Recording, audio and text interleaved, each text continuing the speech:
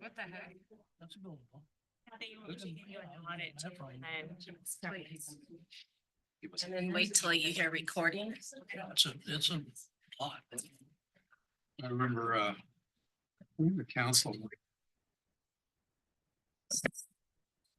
we're going to call this council work session to order. Today is January 15th. The time is 2 p.m.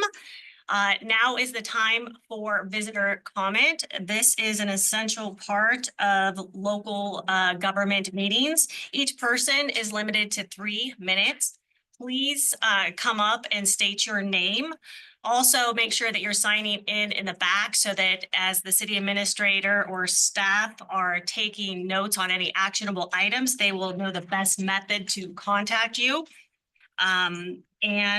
So whoever would like to speak first, come up.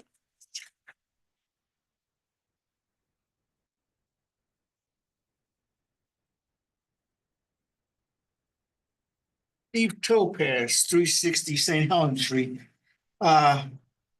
This is our first meeting for the year. I have some observation and recommendations. I'm glad we've finally gotten the minutes for the last number of meetings. Well, it's kind of useless since it's so late. But these are the things that I'd like to comment on. The construction jobs that were to be finished in 24. The waterfront, Park Strand Street, Columbia Park, First Street to Plymouth, piping connection to the sewer plants, St. Helens Street, First Street intersection, Collett, Gateway Arch, police station. Recommendations. Now, the reason I'm saying this, I'd like to see a town meeting where this is discussed openly, where people can go back and forth. The subjects that I'd like to see in this town meeting about the construction is, I want the project managers, which is John Walsh and Jenny Dimshaw, to give us what the first approved plans of these projects were. Now, there were a number of plans and some got approved, changed, but at one point they said, this is what we're going to build. I'd like to hear what those are. I'd like to hear about the minutes of the project review meetings that included the architects, project managers, contractors, and subcontractors, basically what they had to do and what the contract said was to be done. I'd also like at these meetings kind of what finally got built or was being building. Also, the reasons for changes from the original plan. There were events where the city engineers had to manage construction problems. I'd like to have those at these meetings. The number of toxic problems that were not indicated in the engineering pre-construction studies, including the amount of removed toxic materials. This is kind of indexing how the Mole Forster and surveys ahead were kind of short on what they were doing. Now, there were findings in these construction projects that will require a change in future waterfront projects. I'd like those pointed out so our further designs and projects can be expedited. The minutes of the executive meeting for the hiring and accepting of the police chief's removal. The community has not heard about what happened with the police chief. The council hires and the council fires the police chief. He's supposed to work with John Walsh, but if he's going to be hired or fired, that's the council's job. They're also the ones that are to be receive a resignation. I also would like to see a forensic audit of the city finances, so we have basically a new council. Also, I'd like to hear about the project management qualifications of John Walsh and Jenny Dimshaw. Thank you.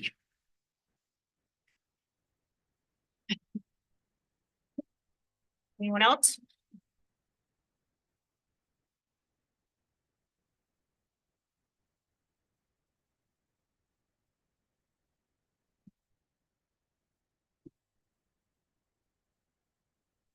My name is Ron Tromlitz.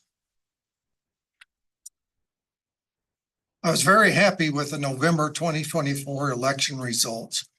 St. Helens citizens recognized the need for change in the mayor's office and also needed to retain the 2 councilors. The citizens' realized image was important. The mayor's position needed to be more than a t-shirt and a baseball cap as the city's representative. The city of St. Helens is noted as the 40th largest city in Oregon. The mayor's representing an important image of the city. I had always hoped that by revealing the city of St. Helens' actions and participation in the 2 million gallon reservoir rehabilitation failure would cause the media to investigate. This would reveal how the city administrator handled the W449 contract over 8 years. The reservoir rehabilitation. I am sure it would have shocked the public when they realized when they realized the fire burning in Los Angeles, the city has had an empty reservoir since 2019. The city administrator has been playing shortstop with withholding information from the public. We see how the school board superintendent withholding information has created a distrust in the community. The mayor asked me if I received all the information and answers that I requested. I did not. I requested the amount of money that the city's attorneys had billed for the work on the 2 million gallon reservoir contract 449. I was told that I had a $447 charge and would require 8 hours of Jamie Edwards to extract this information. It seems that the attorneys present.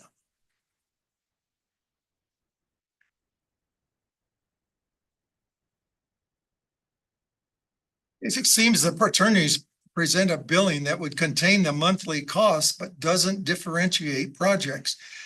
It would seem that the city would provide a charge number for vendors so that the billings would facilitate us being able to provide, so they could facilitate providing answers for requests by the public or a city councilor.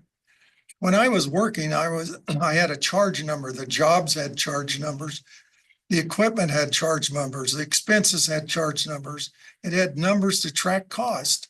This provided evidence of expenses incurred. The computer gave this information quickly. An example, corporate called me wanting to know why there was so much charge to number 1437. I was the only person that was supposed to charge against 1437. And now that I was notified, I told them for me to solve the problem, I would face retaliation. And if they would search their computer records, they would discover who was unauthorized using that number.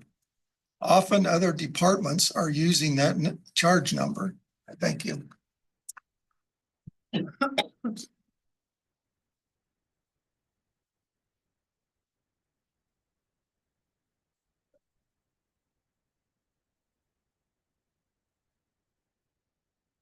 Tosy, resident of St. Helens. Happy New Year, Mayor Massey and Council.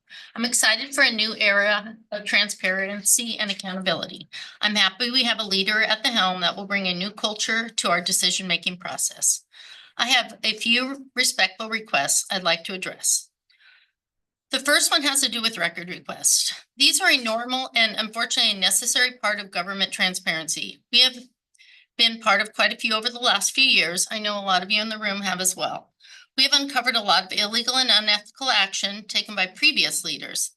There are things that do not end up and unanswered questions that prompt these inquiries. I would ask that this new leadership look at these as an opportunity to shine and not hide what the city has been doing. Respectful request number 1, stop public shaming or bullying for the public and legal process of records requests.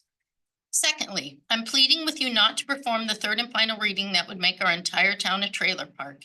Kill it now. We just spent hours listening to a very robust meeting regarding our economic vitality. We're about to put these plans into place. How can we simultaneously consider and support a land use law about manufactured homes in our neighborhood that would let the landowner put a trailer in their yard? I keep hearing it is mandated. We are not. We have met the affordable housing requirements for the state of Oregon for the next 20 years, according to the housing needs analysis last published. We can avoid this entire action by first putting into place architectural standards for a city. This would give the planning commission the opportunity to study and design building codes that would not disrupt the neighborhoods and diminish our land values. This law was rushed through quickly at the end of this last term. Respectful request number 2, stop this process today. Let's go back to the drawing board. Number 3, regarding Millard Road. I re-listened to the meeting on the Millard Road property last week. The attorney brushed quickly over questions put before him to put the council at ease. I note that this particular attorney is no longer our counsel for St. Helens. There are many counselors that questioned and clarified to guarantee single-family homes in that R5 development. Jacob commented that it could be done transactionally.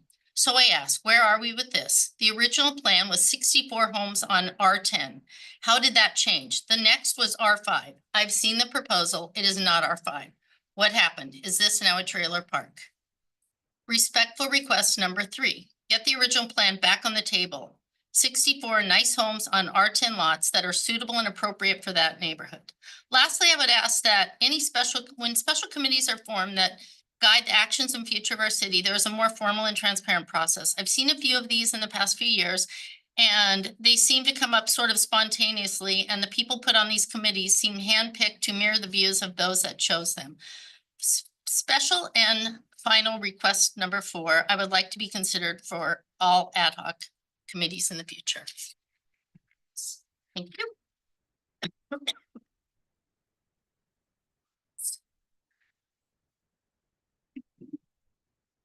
Good afternoon.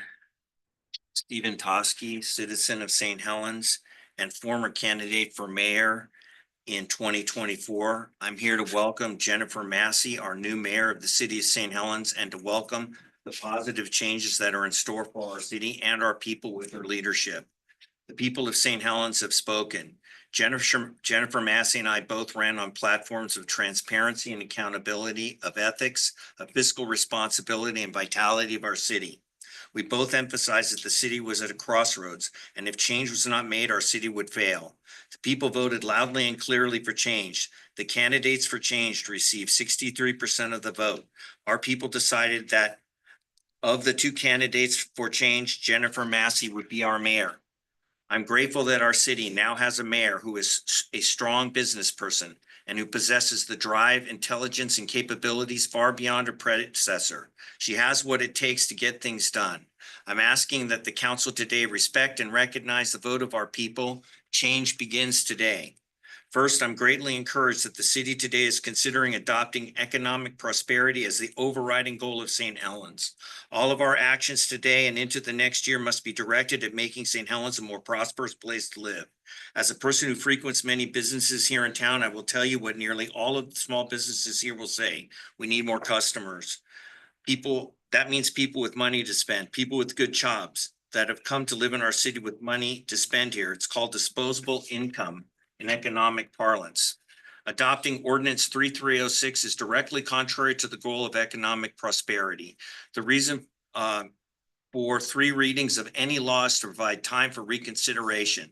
Ordinance 3306 is representative of the old administration, which seems to be bent on making St. Helens into a town not of prosperity. As an example, I recently received a response to my request for records from Millard Road property. In February 2024, the planning department got a proposal for a 64 lot development surrounded by 7 acres of open space. 3.5 hours later, Jacob Gretchen from our planning department sent an email back that he had talked to Jenny Dimshow and they thought a mobile home park would be better. So that was the leadership of our city. Someone wants to build 64 executive style homes, and our own planning department changes the suggestion to 90 mobile homes. And that is exactly what we got with the Millard Road property.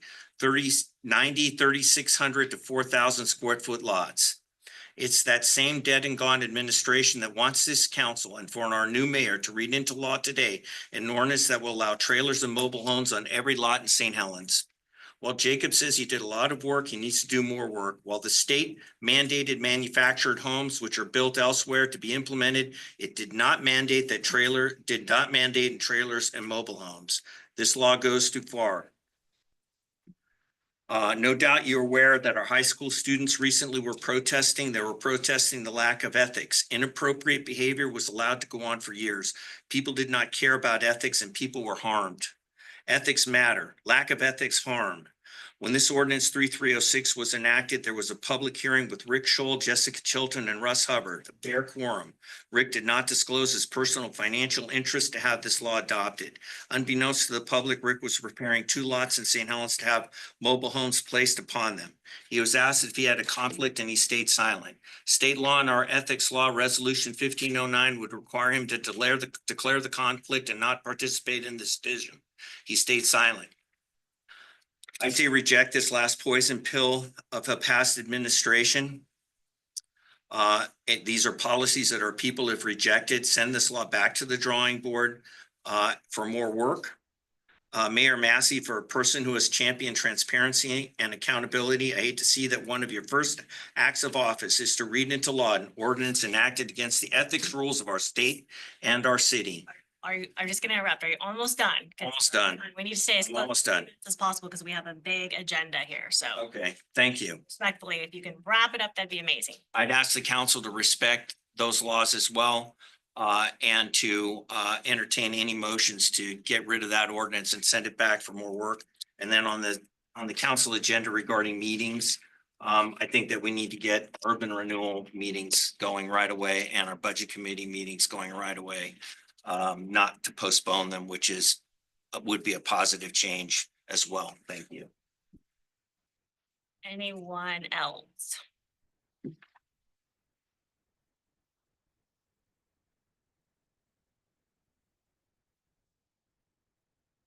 Brady Freeheim. Russ, just make sure that you don't look at anybody here in the audience. So the first thing I want to talk about is the scandal that's happening with the police chief and you specifically.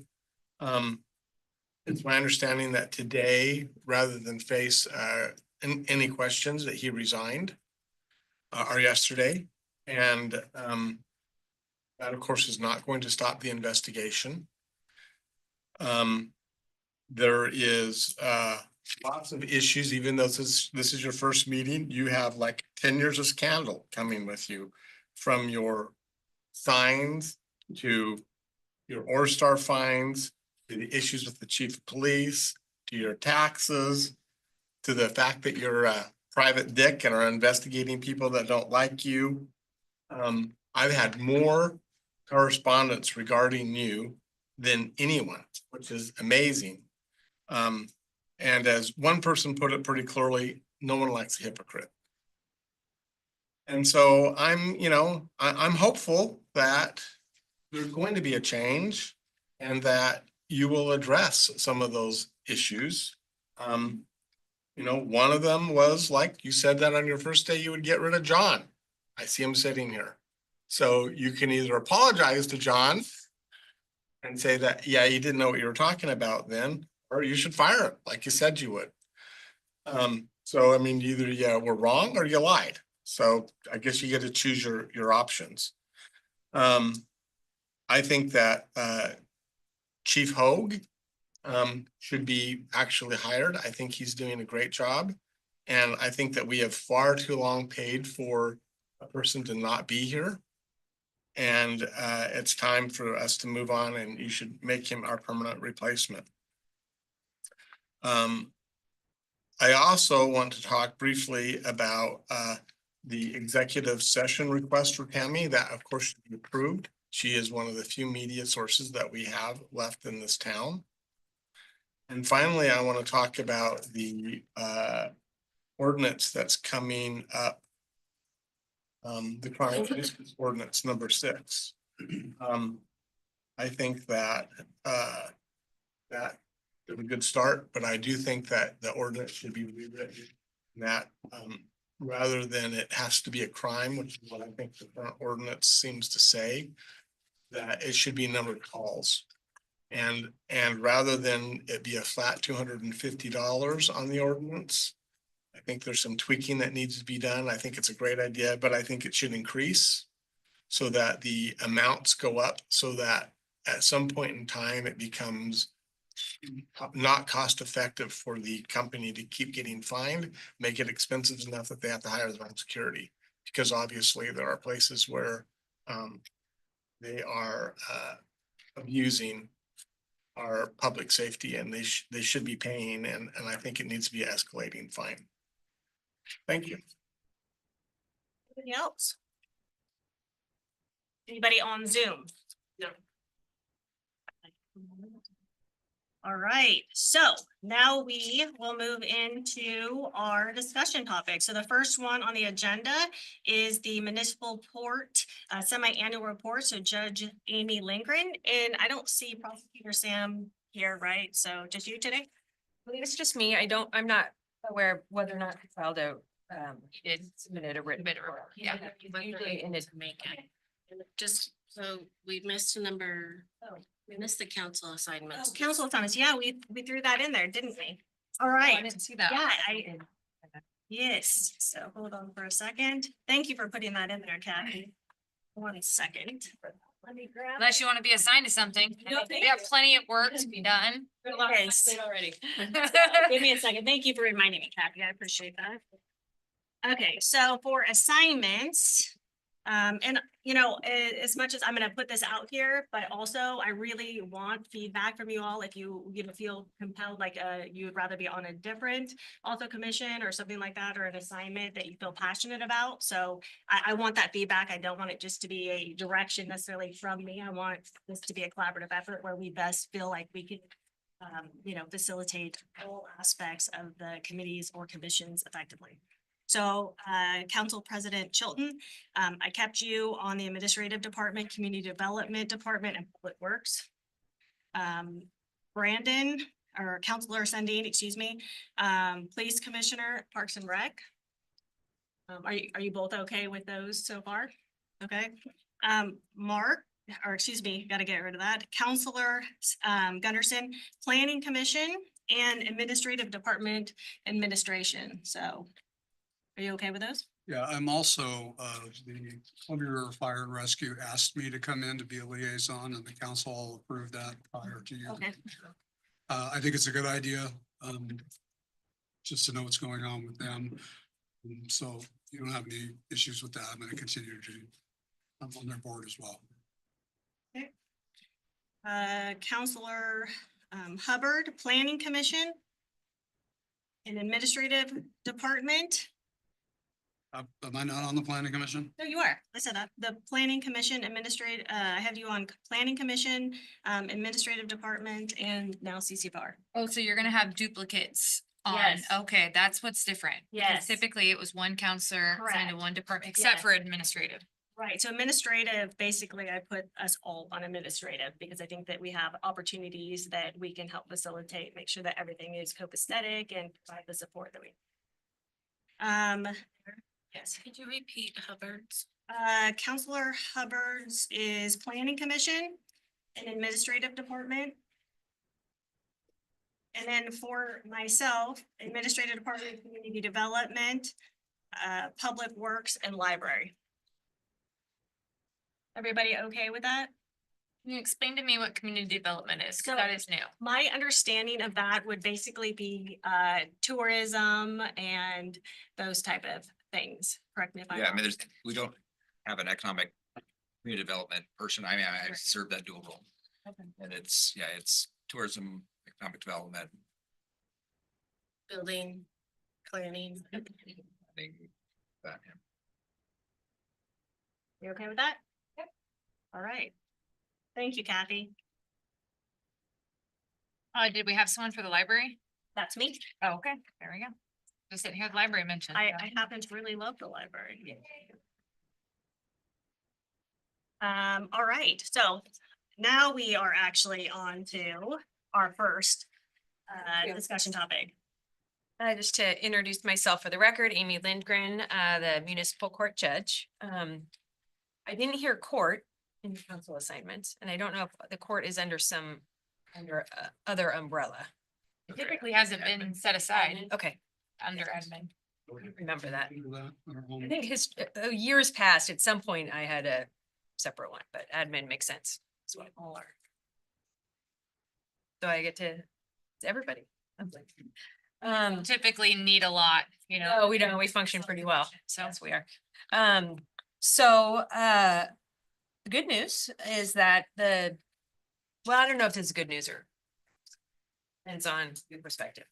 I ran or had Ms. Payne run reports on the number of crimes and violations from last year to this year. For the crimes prosecuted in 2024 is 380. Last year it was 247, so significantly higher. The revenue, should have brought my reading glasses, I'm getting old now, is this year 123,232. Last year was 120. There was a notable difference between the non-cash distributions. This year it was 747, last year it was 4,442. That is where I allow people to work off fines. And so last year I had allowed more work crew. And I don't know if I was even aware that I was, to be honest, not doing it as much. But so that was a difference. And so for the violations, last year, the numbers are also up. Last year, there were 483 violations prosecuted. That includes code enforcement and traffic. And this year there's 624. The revenue is also up. So last year was about approximately 82,500. This year it's approximately 101. As far as the non-cash, that was almost identical. I don't know if it means people are just committing more crimes or violations, or the police are just more actively investigating them. Sam brought something interesting up in his report that I think is good insight, which is that as we look at expanding our police department for the growth of the city, we're gonna see that things change in the court system as well, because there's gonna be more reports filed and more crimes, caught. So Yeah. that's something we should definitely talk about as we see that growth. And, I think that compared to the other courts I have, I don't have as many traffic violations, prosecuted. And I think that, at some point in the future, as it grows, the police department grows, traffic, and this would be a Hoag department, certainly not mine, but, other jurisdictions that I judge for have, dedicated traffic officers, that just focus on, traffic violations, speed enforcement, cell phones, distracted drivings, and there's a lot of grants you can get, the police departments can get for that. So, but I think you need the bodies in order to do that. And I know at this point they're really stretched. So I'm not saying that, that they can do it now, but as the city grows and others are added on, I think that would be a great thing to keep the city safe. But the actual bad news, that I've been made aware of from Hoag last month is the jail finances, which could be incredibly bad for the city. And I don't know if Hoag, have you talked about this with the city council yet? Yeah. No, I don't think so. So he informed me that Sheriff Pixley made cuts, but he did not believe he could make enough cuts to find enough funding to run the jail. And I'm just going off bullet points here. Do you know if it's actually run the jail or is it closed pods within the jail? So it's reducing the amount of people it would become like crimes would be lodged, or is it just shut down the jail? Probably not federal clients, it would be locals. So they were going to increase the number of federal marshal beds to allow the jail to run without making cuts to the personnel. So I think it's holding less of the local jurisdictions, which is either eliminating it entirely so that they could run the jail for the lower level offenses, which would be misdemeanors, R offenses, and lower level felonies. Is that correct, Hoag? Right, yeah, and not to take up the judge's time, but Sheriff Pixley what he was telling me when we met was that this really doesn't go into effect until July, but there will be some changes starting in like March. But he did offer to come in and speak to give a little bit more idea. Yeah, so I'm hoping to set up a meeting with Hoag and Pixley to talk about it and to figure out ways to manage it. I think that the biggest thing that will have to be managed will be either I don't want to say rent a space, but it will be like a daily rate, or if we just have one permanently in place. But those are on the table now, so I think there are ways to address it. But I think that if we don't, that public safety will be threatened. And I see it in Clackamas County, Gladstone, and Oregon City. I mean, it is a real problem. The jail is great, but there is just simply not enough beds, and the municipal court cases, which are the low level offenses, but they're very, very important for quality of living in the city. And they just cannot lodge them. And these people, it's just the revolving door and the whole thing. And since I've been here in 2018, we have not had that at all. And that has been one of the fundamental reasons why I love the city so much, is because I think the jail we've had a great relationship with the jail, and people know here that we will hold you if you fail to appear a number of times, if you commit the crimes. So would that become, and that's maybe not a question for you, but a cite and release at that point? Yes. And even like a driving under the influence, somebody's arrested, they would be booked, or they get fingerprints taken, but then released. I think this may be called something different, but the matrix, at one point when the jail levy didn't pass, we seen a lot of that when I worked in the other side, the mental health counseling side of things. We've seen a lot of them going in and out of the jail, and the criminals, they knew that. Yeah, they know. And so they just increased crime like tenfold. Yeah, and they know that they will not be held. It is the fact that a police officer puts them in handcuffs means nothing. Because within, I don't know how long it takes, maybe an hour, they'll be released again. In Clackamas County and Multnomah County. I know that they have to hold domestic violence cases at least overnight. They have to be seen by a judge. And so we do handle domestic violence cases, but I think beyond that, they'd probably be released right away. So I'll work with Hoag and Pixley, and I'm hoping February 19th, we could come up with a plan and have Pixley and I come back and present to the council on that. That'd be very much appreciated. Other than that, I will submit a graph for the number of years with the violations and the crimes comparisons. We just had some family issues, and so could not do it by last week. But I'm It would hoping. be, I was gonna say, that'd be also interesting to see Yeah. like a contrasting comparison for the types of calls and the locations of calls. Some of our like 1 and 2 clients here, like how they all relate as well. I'm kind of curious about that. Is there a way to do this? There might be, that might be beyond my limited scope of Excel. So my husband taught me how to do a basic bar graphs. Okay. So I'm thinking that might be a police department where they run addresses and those things. Seek- Might be able to do that. Pull them out of CCOM or something like that. I just think it'd be interesting to see. The new records management system. That's what I was gonna is say. Supposed to do a lot of that for Yeah. us, and so that should expand, our capabilities. We did, the police department did finally begin the electronic citations. So that had been a project for 7 or 4, 5, 6 years in the making, and it has been implemented, and I think it's going well. It's a lot easier for me to see, and I'm hoping that they feel like it's safer for them on the road doing it, because it's just so much quicker. They're not writing by hand.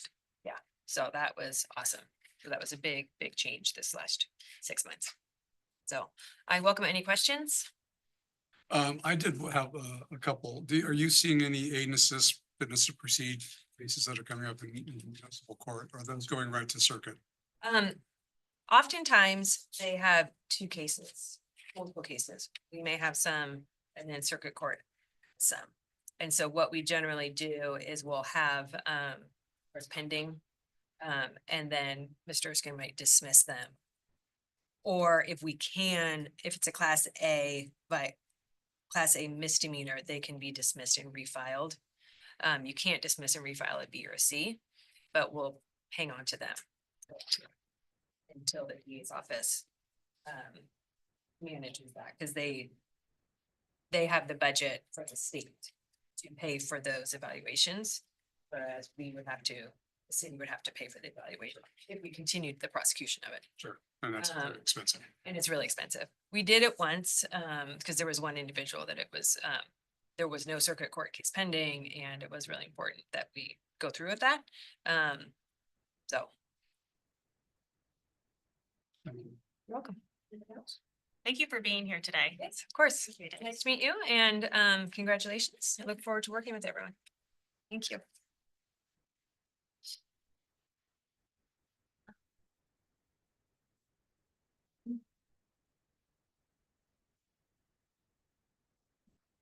All right, so we have planning department fee schedule update, city planner integration. All yours. Thank you and welcome to the party. Thank you. So for the last several years, there's been ongoing legislative updates under Governor Kotek, especially in regards to housing. And this first item on the agenda, number 2, about the fee schedule, is a reaction to legislation from 2024. And Councilor Hubbard, not something to get excited about. This is not the typical fee schedule where we're just raising everything based on the Western Consumer Price Index. In this case, we are adding one line item. We're just adding a category. And this is in action to Senate Bill 1537. There is a lot in this bill. There's 67 sections, and the one that we're focused on is section 38. What that does is it creates this avenue for developers to seek adjustments. So when we talk about various land use applications, one of those is a variance. And a variance is a tool to allow reduction to some standard, like a setback. In fact, we're going to be talking about those tonight at the public hearing. But let's say you have a setback of 10 feet, you want to reduce that to 5 feet. A variance is one of the things you can do. Requires a public hearing, goes to the planning commission. It's a whole big song and dance. What this bill does is it creates this administrative level variance. So rather than the planning commission, it's something that is done at the administrative level. And it allows up to 10 adjustments for eligible housing projects. Thankfully, it does not mandate code amendments. We can apply it directly from state law, but it does provide an application that doesn't really quite fit in the fee schedule since it's basically an administrative variance. And so that's why we're including it in there. It's something people could apply for beginning this year. And so if we had 2 meetings in December, I probably would have put this on the 2nd December meeting, but we didn't. So that's why we're here. Another interesting thing about these provisions is it's temporary. It's between January 25 to January 2032. So basically, this is a reflection of the new things. Just to give you some examples of how these adjustments would work, they could apply to things that just require a building permit or things that require or land use decision, a development of such magnitude that requires that land use permitting. It has to be residential or mixed use zoning. Per the density requirements, it wouldn't work in our R10 zoning district. It must be for new housing units. You have to meet one of 7 criteria, such as reducing the sale or rental price, increasing the number of units, having an affordability covenant. What that is that's something that's on the deed that says the rent will be a certain percentage of whatever the average wages or average rent. So examples of things that can be adjusted or setbacks, open space parking, lot size, building coverage, architectural standards. So basically, we just want to be prepared for this new thing, should someone want to apply. And we're just letting you know.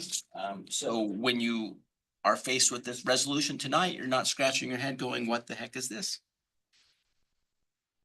So that's resolution 2035. Any questions for Jacob? Like you're still with us, so. Yeah, January. Stay. January is usually a good time to get caught up on things. This one's pretty busy. So we have been working on our economic opportunities analysis. This is something that you should all probably be aware of, because we've been talking about it for quite a bit. But just to give you a little bit of context, many years ago, we did our housing needs analysis. 5 years ago or so. That's where we evaluate our housing supply as it pertains to land. This is the non-housing component of it. The last one was adopted in 2009. It's really long in the tooth. I've been anxious about updating it for many years, and we got a grant to do it. And we're at the end of putting things together for legislative actions. It requires basically the council has to be okay with the concept. And what we've done before is we talk about it and make sure nobody's going, what the heck? Basically make sure there's no objections. Really, it's just a formality. But in government, we like formalities and we want to stay consistent with them.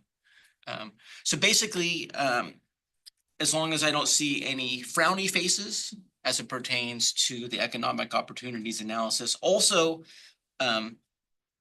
I should point out, we're going to include the utility plans, water, sanitary sewer, stormwater, into the comprehensive plan, because that's the best practice to do so. Those were adopted by resolution in the last few years. We're going to include all that in the comprehensive plan. So, fun, exciting stuff. Any questions? Waiting for your Star Wars memes or something to come up. Yeah, I don't know if I have anything that clever this time. Sorry. I'll have to keep that in mind to keep you surprised. So you want me to just keep rolling? I do. Okay. I'm saving my frowny face to this one. Okay. So, this one has, amendments are quite the thing. So in this case, Kathy, there is slides. I just want to run through those. So this is something we've been working on since late 2003. Some of these things we've been talking about for a long time. And in fact, this effort was delayed a year because of the camping ordinance stuff. That was a big thing, and all this stuff just had to be kind of pushed off. So some of these we've been thinking about since 2019. Okay. Half of the effort has been adopted. That was the psilocybin, childcare stuff. And in this case, there are basically 4 components of it. Things pertaining to our housing needs analysis from 2019. The manufactured prefabricated structures, single room occupancies, and housekeeping. And the main reason behind the code amendment effort was the residential code amendments part 2. It's not state mandated, but we'll talk about how and why we got there. The manufactured prefabricated structure is a state mandated thing. That's just aligning with state law. And then the single room occupancy is a new thing. And that's basically the purpose of that is so that we have an answer to that kind of use. Yeah, so this constitutes 5 years of legislation. And then this resolution that I talked about last one is the 6th year. So the state keeps throwing out new legislation, and it's like drinking from a fire hose. So some of you have heard this presentation many times. I'm not going to go too far into it, but few years back, we were required to allow duplexes anywhere we allowed single family dwellings. As a city, we talked about it. We decided we would also allow 2 detached units in the same in the same fashion. So you can have a duplex or two detached units. Anywhere you can have a single family dwelling. And I just talked about the history of it. Our modern zoning was 1953 and that stuff wasn't allowed. And the sobriety stuff that we're pretty much there now. Back then, I would have liked to include more time to talk about multifamily. Multifamily basically means 3 or more dwelling units on a parcel. This stuff was 2. So next slide. Multifamily means 3 or more units, and currently it's restricted to at least 3 units in a building. So you have to have at least triplets. So that's why in this bottom row, you have two triplexes next to each other. That's okay right now. But a triplex next to a duplex would not be okay. And then 4 individual detached units would not be okay. And basically the idea is that, okay, you have 3 or more units, that's multifamily, all the multifamily standards apply. Why not let them be detached? And then this next slide is a little better visual example of that. Whereas the ones highlighted in green, the attached concept is already okay now. And then you have that detached concept there. So some things to keep in mind. This does not allow multifamily where it's not allowed now. So multifamily has to be allowed now. That's not a change. It doesn't change the density requirements. So if you want 4 units, you still have to have a land of the appropriate size. It doesn't create micro lots. It doesn't create a density bonus. In fact, I know there's a lot of concern about quality of life, density stuff coming from Salem. This option is space inefficient. It provides an option for people, but it's not a more dense option because of that inefficiency. So for example, a scenario will work. Let's say someone has an oversized lot that allows multifamily, and they have a single family dwelling or a duplex on it. So if someone came in, asked about doing that now, I'd say, well, you have to make this a triplex and then you can have another triplex. I'm nicer, but I try to be theatrical for entertainment purposes because I know this can be boring. But rather than shutting it down, saying, oh, you have to divide this off or get a variance, I can say, yeah, it's okay. So it just provides those options. And really it's a quality of life option. This is something that Go back to that really quick. So with that, if you separated out those homes, the lot size would be appropriate. Parking has been a big concern too, because I went back and watched the December 4th presentation, right? And that was something that also came up, was the fact that there's a lot of people that are using, in areas that are parking on the street. It's causing a lot of congestion. So that, I mean, to me, that's a concern right there too, because you start stacking families into that. I understand the lot size, but can you talk about parking with that component? Like how many parking spots are required for? Sure. It's a good question. Classic question, classic issue. And the parking standards still remain the same. So for multifamily, it depends on the size of the dwelling unit. A studio apartment requires 1, a 1-bedroom apartment unit requires 1.5. And when we do the equation, we always add up if there's a decimal. And a 2-bedroom or larger unit requires 2 spaces. So that would still apply in this case. Multifamily requires land use permitting, where we review a variety of things, lot size to make sure the density is okay, but also site design. And that's where, okay, is the adequate parking there? And is that parking paved? Is it designed right? And all that stuff. It needs to be off-street parking, right? In most cases, yeah.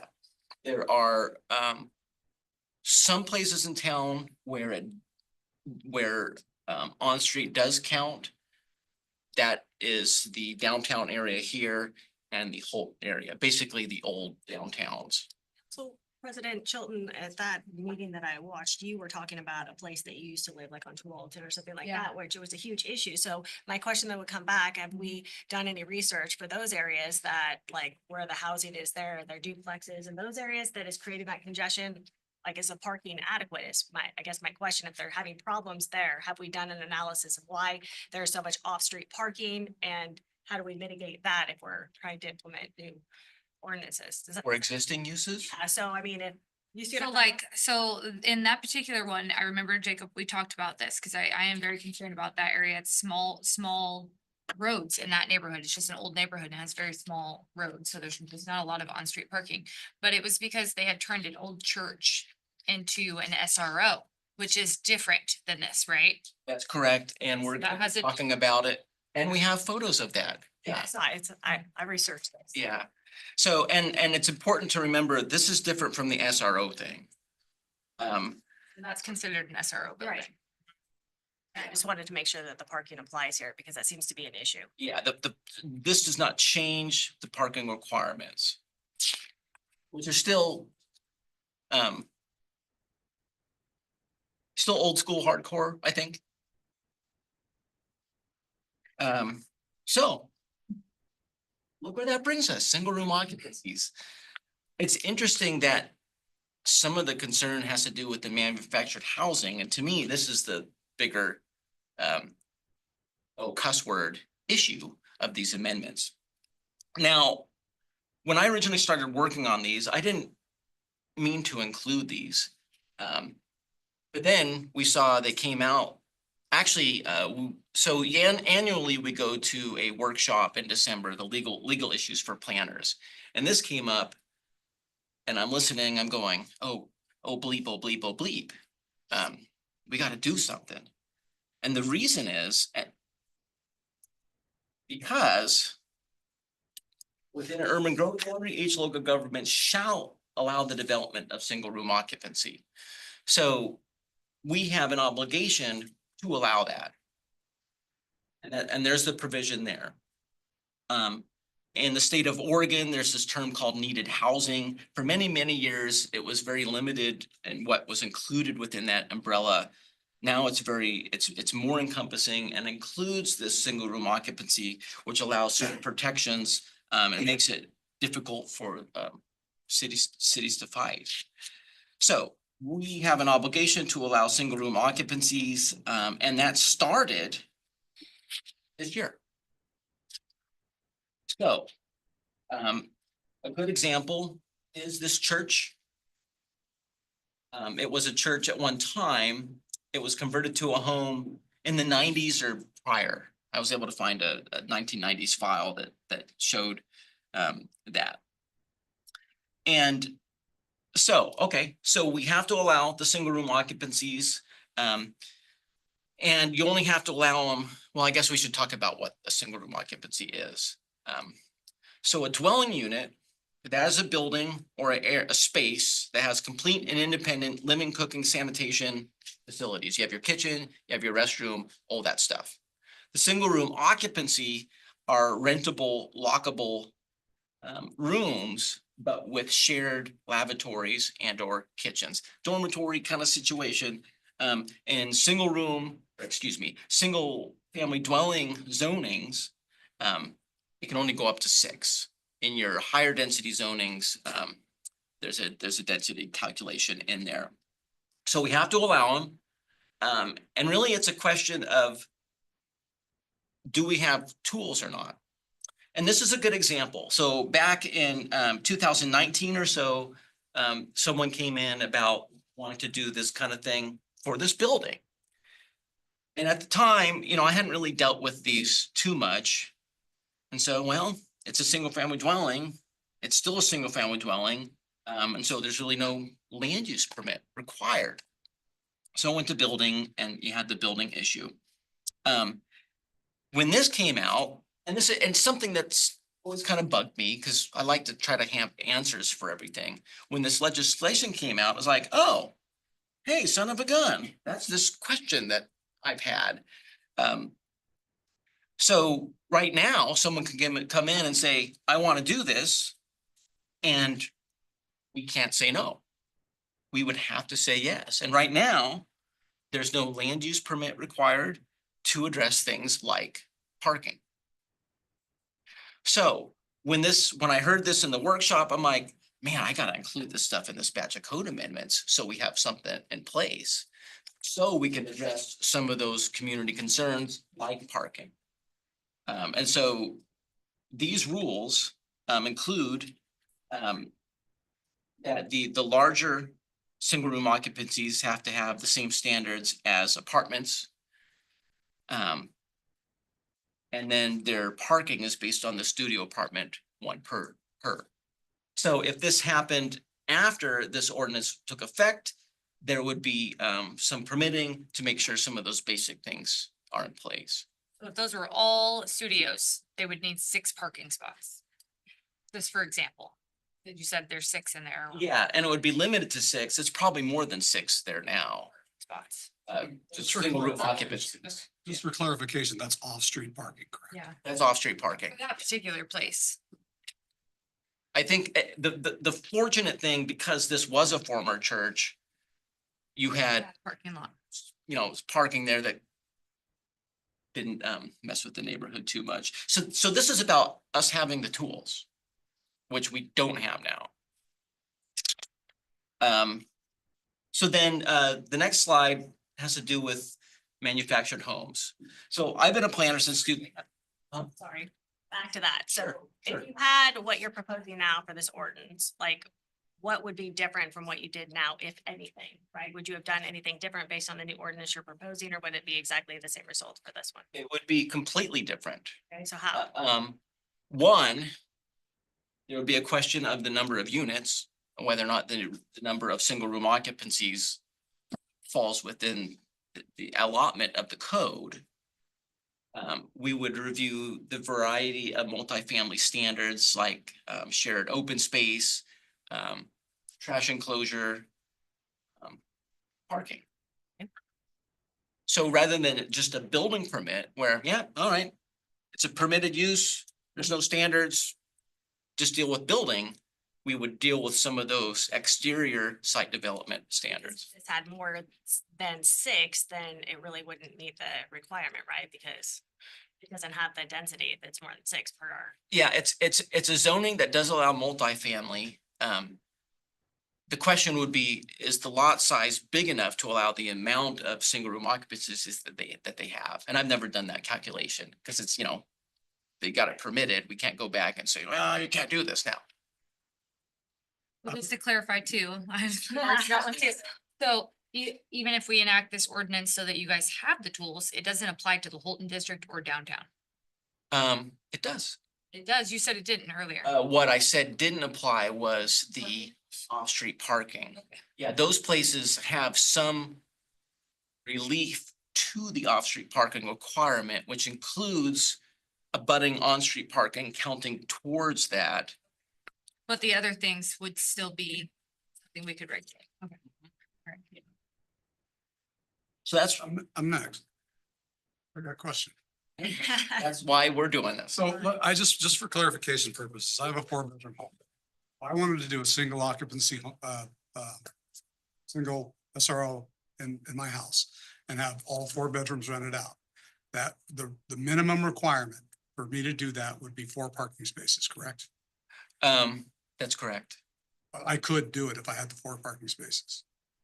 And met the other standards, which we would talk about over the counter. It's hard to know all the details, but Street parking would not be allowed, right? yes, Okay. that's correct. Assuming he comes to you and asks for it. Yeah, and that's a good point. I'm sure people are doing this without understanding that there are rules around it, so. Well, and that's why, so in some of the neighborhoods where this could be without anybody asking, right? And getting, I don't know if you have to have permits for that, but if they happen to own a home, right? And they've got 4 bedrooms and they're renting them out and they don't say anything, we don't know. And then their off-street parking is what they're using, which they shouldn't be using, but we don't know if they're doing that or not, correct? Yes, and that's a very good observation. And one of the challenges with this particular provision is it's imperfect from a compliance and enforcement standpoint because of that reason. And, I don't know what to do about that, but at least if we have the tools and it comes up, we have more at our disposal to try to address the problem. Absolutely. And that's why in December of 2003, I'm going, oh bleep, oh bleep, oh bleep. Maybe we should include this in this package. And that'll go to permitting for live fire and safety. Oh, yeah. Yeah, there's the different R classifications, which you're painfully aware of. You have any idea, Jacob, kind of a ballpark idea, how many bigger buildings like this there are that are utilizing this type of arrangement? Right now. Yeah. That's the only one that I think there's several buildings downtown There's one up on the hill. that are like that. You've seen that in a lot of older structures that have been around a long time. I don't have an idea of numbers. It's just more anecdotal. It's a 100-year-old concept. Yeah. Communities. Well, and it's something that, when we're looking at housing crisis and trying to house homeless, that is the solution that they're looking at in big cities. So we're probably gonna see a lot of that filter out to the outskirts. SROs are very common in housing. I know Mark knows this because when you work with that population, you see it all the time. Usually for short term, but still. One thing that I've noticed about it is, and we spoke about this earlier, is that it's not regulated. I can speak about some of the buildings around here that are not meeting code, but nobody knows it because they haven't been in there to inspect it. And if you're renting to single individuals, I think there should be an aspect where the fire marshal, the building inspectors can go in there and look and say, yeah, you've got multiple people living here. You put a wall here, there's no egress to get, you know what I mean? Do you see what I'm saying? And going with that. And does this adopting this ordinance give you the tools to be able to do that? It does facilitate the knowledge and response from building and fire because they would be notified of the land use decision.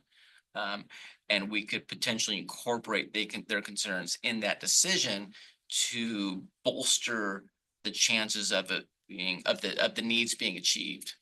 Folks. So it's a start is what you're saying. Yeah. Okay, we good on the SROs? Okay. All right, manufactured structures. So I've been a planner since 2001. And since before I was a planner, there was a requirement that manufactured homes be allowed where single family dwellings are allowed. You had to treat them the same as stick built. This is something I've been dealing with my entire career. But at least in the cities, not the counties I've worked for, they've always had to be multi-sectional. So a few years back, that changed. So cities had to allow single wides. And even though our code doesn't say that, we always have to look at state law. If state law says you have to allow it, but the code says you can't, you have to go with state law. So despite the words in here, well, this isn't my code, but pretend it is. It's be a little bit bigger if it was the code. We still have to allow it. And so what you're seeing in this case, so that's one of the things that's being included. We also have to include prefabricated structures as well. We are aligning our code with the state. That makes our jobs more efficient because then rather than having a code with a bunch of notes, don't forget you can't do this because of this, it is more aligned with the Oregon Revised Statutes. So for all the other new stuff coming in, it becomes an exponential nightmare as your code becomes more out of the date. Honestly, this is more of housekeeping than of just creating new rules. Again, we are making sure our code aligns with the state. The one potential exception to that is the provision that manufactured homes and prefabricated structures are not allowed in historic districts or adjacent to historic landmarks. That is a provision that state law allows us to do. And in the Planning Commission's discussion about architectural standards, that's one of the things I mentioned early on is, it's a challenge In Oregon, rules pertaining to residential development have to be clear and objective, but we do have some of these provisions that are low hanging fruit, the ones I just described, which we're including in the code pertaining to historical structures. So this is kind of where I have concerns with. I have concerns with manufactured homes being placed in neighborhoods outside of those two districts. I mean, that is detrimental to property values. That just like, to me, that they should be in, you know, where there's mobile home parks or trailer parks. I mean, I have a serious issue with that. So my question to you is that piece specifically be part of the shall, because on the December 4th meeting, I recall, or I believe I recall, it said, you made a comment, it was, you know, not mandatory. And so, you know, for me, shall means a certain thing from when it comes from the government. I want to be very clear because this is the part I have an issue with this ordinance. And I'm wondering, is there an opportunity, and respectfully, I think that this whole presentation you do a remarkable job on trying to communicate. It's very well put together. But I just am looking at the fact of, I understand the need to have tools. I understand the SRO piece of it. That makes perfect sense. But I also very concerned about putting trailers and manufactured homes anywhere in the city. Is there an opportunity to have, you know, reconfigure this ordinance so that there is like, you know, some more very strict provisions around that? If we met our housing need, right? Like, do we have to actually have that? Where does it say that? Because that is detrimental to property values and neighborhoods. Can I give you an example on that? So if manufactured homes, and maybe I missed something in previous presentations, but if I have a vintage 1967 all aluminum clad mobile home and I have the proper sewage, plumbing, water, everything for the lot, it's appropriate for the lot size, can I roll that in, put it on blocks and call it a house? Is it cherry or not? Sure. That's an old county joke. That's it. That's what I'm asking. I mean, It's too old. To allow it code wise. Yeah, so, and this highlights some of the things Cherry. we need to talk about. So, Nice. so the Real- answer to your question is right here. Within an urban growth boundary, local government shall allow the siting of manufactured homes and prefabricated structures on all land zoned to allow the development of single-family dwellings. And that's that provision I mentioned that I've been dealing with my entire career, in that we cannot discriminate between stick-built and manufactured and now prefabricated structures. Now, the image. Tell me how we get out of it. That's what I want to know. I want to know from. I think that's a wanna- question for our lawyer. Yeah, I want to know how, like, where's the workaround around that? That's what I want to know. How do we make that happen so we don't have it in our ordinance? I want solutions. Take the tires off. Yeah. Yeah, I would, it's a matter of, do you want to fight the state? And are you prepared to deal with that? So let's say we wanted to have clear language that said, manufactured homes are not allowed in St. Helens. Now, if you want. A trailer park or a manufactured home park. Okay. Outside of those.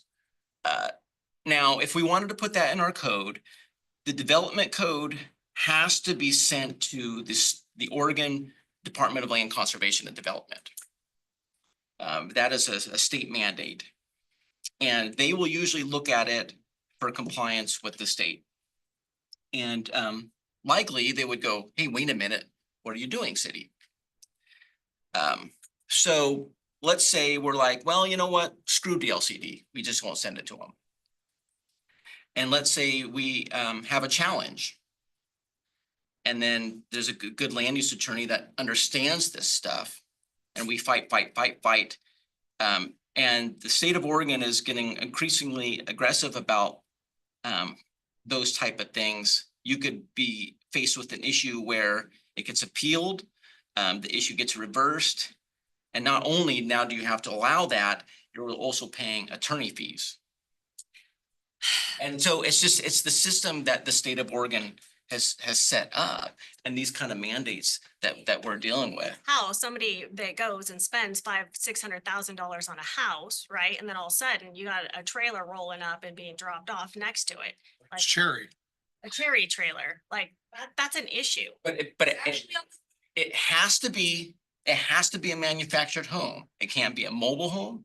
It can't be a residential trailer. And that's when we get to those old school ones that Counselor Gunderson is kind of referring to. So it has to be a manufactured home, which is post 1976.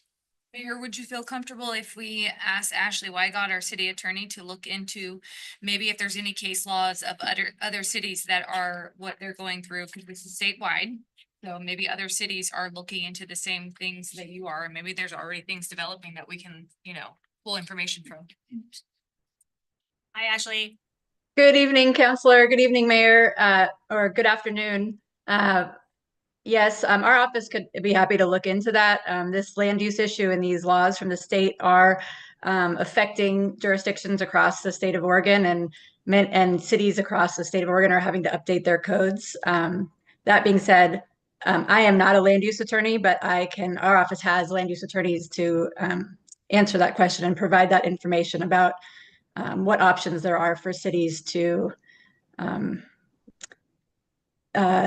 design the land use codes for their city and also comply with state law. I think that would be great because we want our planning, we want our city planner to have all the tools necessary to, process any requests that come in. But this one, obviously, I'm super concerned with the minutia within this ordinance. And even if we could, find a way also to piecemeal it out, like with the SRO piece, or you know what I mean? And like something like that, because I want your job to be obviously easier and it to be, have all the tools, but at the same time, I'm really having a hard time swallowing this one. I just think that when we talk about economic vitality, I just have a really poor vision of what this is going to result in. So, I would like that looked at. I don't know. Does anybody else have? I agree with you 100%. I think the governor's mandate is just about housing. It doesn't take into account a city you're defacing the architecture of the city with double wides coming Well, I in. know there's a lot of rural cities that are probably struggling with this as well. So I think it would be good to call on our neighboring cities and find out what other people are doing. And if anybody is proposing to, piece it up. Yeah, and I don't want to take away from the work that you've done either, because you do a remarkable job. I mean, this is like so comprehensive. I was just reading through it, so Well, I have no some. disrespect with that at all. Yeah, I have some options, and when I start these things, it's not my first time in government, so I anticipate road bumps are always possible. Yeah, I just don't want you to feel like your efforts are not appreciated, because they very much are. I think it's great that you're bringing these things to our attention and, keeping astute to all the rules that are flowing down to us. So I do respect you and I appreciate every single effort you put into this and would love to collaborate more. I'm hoping that we can also not have this on the agenda tonight, that we can look into it further so that when we make this decision to pass this ordinance, we're doing it on the best interest of the city, and we're putting you in a place that you're also going to be successful and a really good streamline that we can stand behind as a council and with conviction and be able to talk to the constituents on this is why we did it. And I can't do that at this point. Yeah, and I do have a backup plan to maybe salvage. Okay, I love it. And we'll get to that. So then the next slide is Councilor Hubbard's cherry trailer. It's mine. So yeah, that's the one on the right there. That is cherry. Double wide. So within manufactured home parks, that's where the state says you have to allow the mobile homes, the residential trailers and stuff like that. And that's in here too, but only for manufactured home parks. Yeah, I understand there's a housing issue, and I also support that as well, that if there is a park that is set up for that, then there is, residents that are alike and it fits in that community. But I could just picture this hodgepodge of housing that we would have here, and we want people to want to build houses here and live here, so. So just some prefab housing example. And the next slide, just the historic district and some of our historic landmarks. I talked about that aspect of it. The next slide is just the table of uses proposed. We don't need to get into that unless you have any questions. Now, I do want to talk about the notice that went out to around 5,000 property owners. The main reason for this was because technically the single room occupancy allowance is something possible now. And we have to send a special notice basically when we're imposing additional regulation. And so because they're technically allowed now, and we're talking about implementing standards for them, this is one of those things where in doubt, send it out.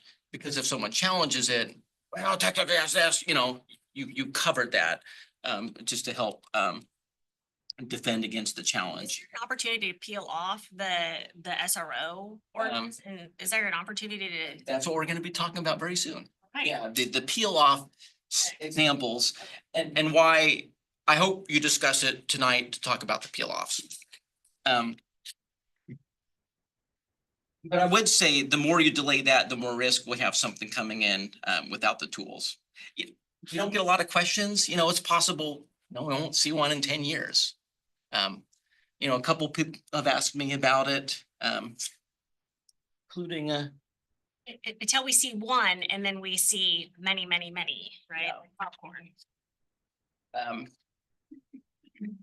And then the other reason we sent the special notice in the highway commercial zone. The highway commercial zone is the least friendly to residential as far as our commercial or excuse me, yeah, commercial zones are concerned, but there's really not a cap in the highway commercial. And so we're putting a cap no more than 2 units, I think is what it was. And so that's why we sent notice to those folks too. So what do you do tonight? So basically we have these 4 components, and this is where I was thinking, okay, what you could potentially do is say, all right, we reject this ordinance. We may be favorable to a new one. Of course, you're not formally favorable until you have that second reading, but we may be more open to an ordinance if it doesn't have, you know, A, B, C, or D. So we'll talk about those.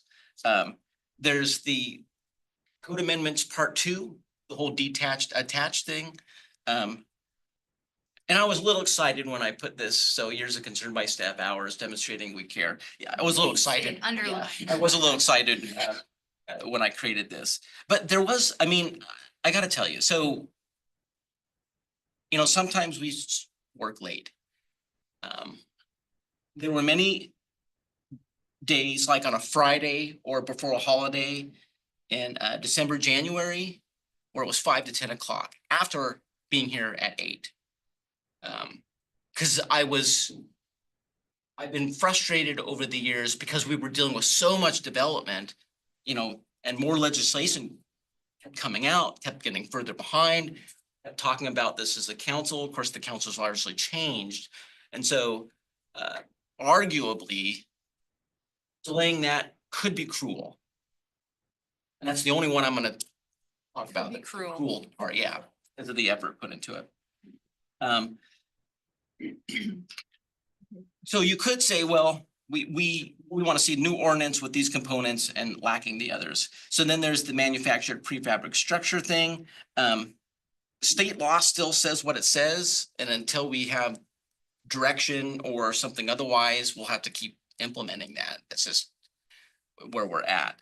And if you want to delay that and think about that more, that's fine. The single room occupancy, if it's not adopted, our code would just remain silent. I have seen some dialogue about the state clamping down on that more. For example, not being able to require a parking space. So I don't know how that's going to evolve if it does. And then the other thing is there's a lot of just general housekeeping stuff. And on the next slide, there's a lot of stuff there. And when I was going through it, this was partly for my benefit because I'm thinking, okay, I want to try to get something out of this. And this just helps me track the things that we would keep in a modified ordinance.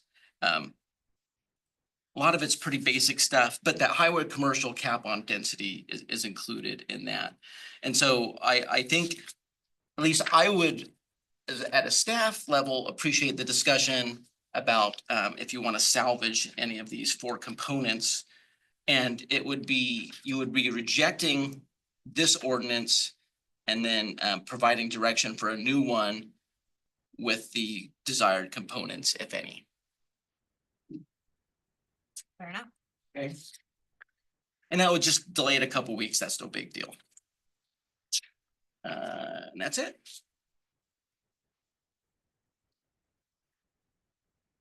I think you're still here.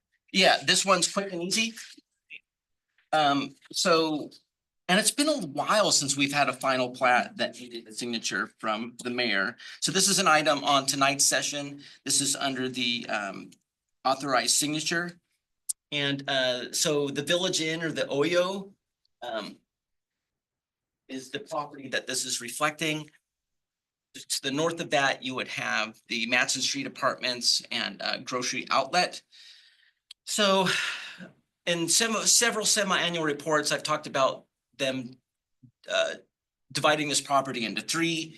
There's a right-of-way dedication along Braden, and that's the reason why we need the mayor's signature. So you're just saying, yeah, we accept this right-of-way. So typically in a land division, we consider the widths of the right-of-way and whether or not they comply with our minimum standard. And if they don't, we ask for right-of-way dedication. And in this case, you see, you know, a approximate 5-foot dedication and then a 2-foot.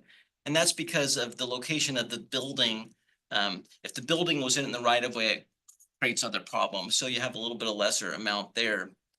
So that's pretty much what that is. Just something interesting. This road, Braden Street, was on paper in 1890.